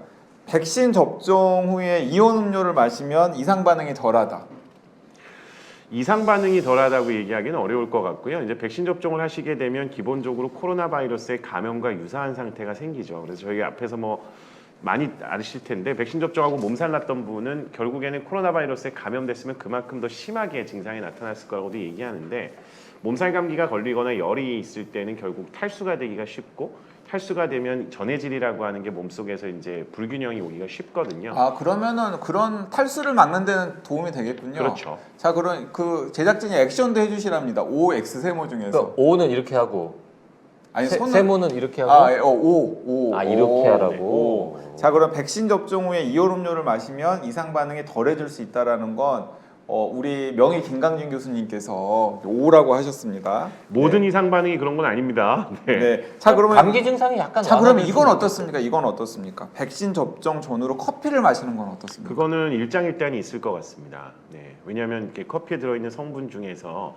저희가 흔히 이야기하는 카페인이라고 하는 성분이 이게 백신 접종 후에 생길 수 있는 어떤 증상들 중에서 무기력해지거나 체력적으로 좀 힘든 부분을 마스킹, 그러니까 약간 각성 효과. 네, 그런 증상이 생기니까 몸이 느끼기엔 조금 덜하다고 느끼실 수도 있는데요. 반대로 카페인에 의해서 생기는 다양한 부작용들, 뭐 가슴이 떨린다든지 이런 것들을 느끼시는 분들, 두통이 유발되는 분들, 아니면 이뇨작용은 어떻습니까? 이뇨작용에 있어서는 열이 안 난다 그러면 크게 그것 때문에 영향을 줄 것 같지는 않습니다. 네. 그러니까 커피나 차 같은 카페인이 들어있는 음료를 백신 접종 후에 마시는 것은 일장일단이 있다. 네. 큰 이제 의미는 없을 것 네, 열이 나는 분들의 경우를 제외하고는 사실 그것 때문에 무슨 큰 영향을 줄 것 같지는 않습니다. 백신의 효과에도 아무런 영향을 안 주겠죠. 그럴 것 같은데요. 사람의 몸이라는 게 워낙 오묘해서 굳이 그런 위험을 감수할 이유는 없다고 생각합니다. 네, 사실 그냥 원래 드시던 대로. 네, 네, 15분 지났습니다. 지금. 네, 뭐 네, 다행히 네, 아주 깨끗합니다. 아니 비춰 주실까요? T 네. 쪽에는 안 보이죠? 네. 네. 주셨다. 네, 깨끗합니다. 줄이 하나밖에 없어가지고요. 네, 저는 음성. 네. 우리 이제 판독법을 설명을 해드려야 되겠죠.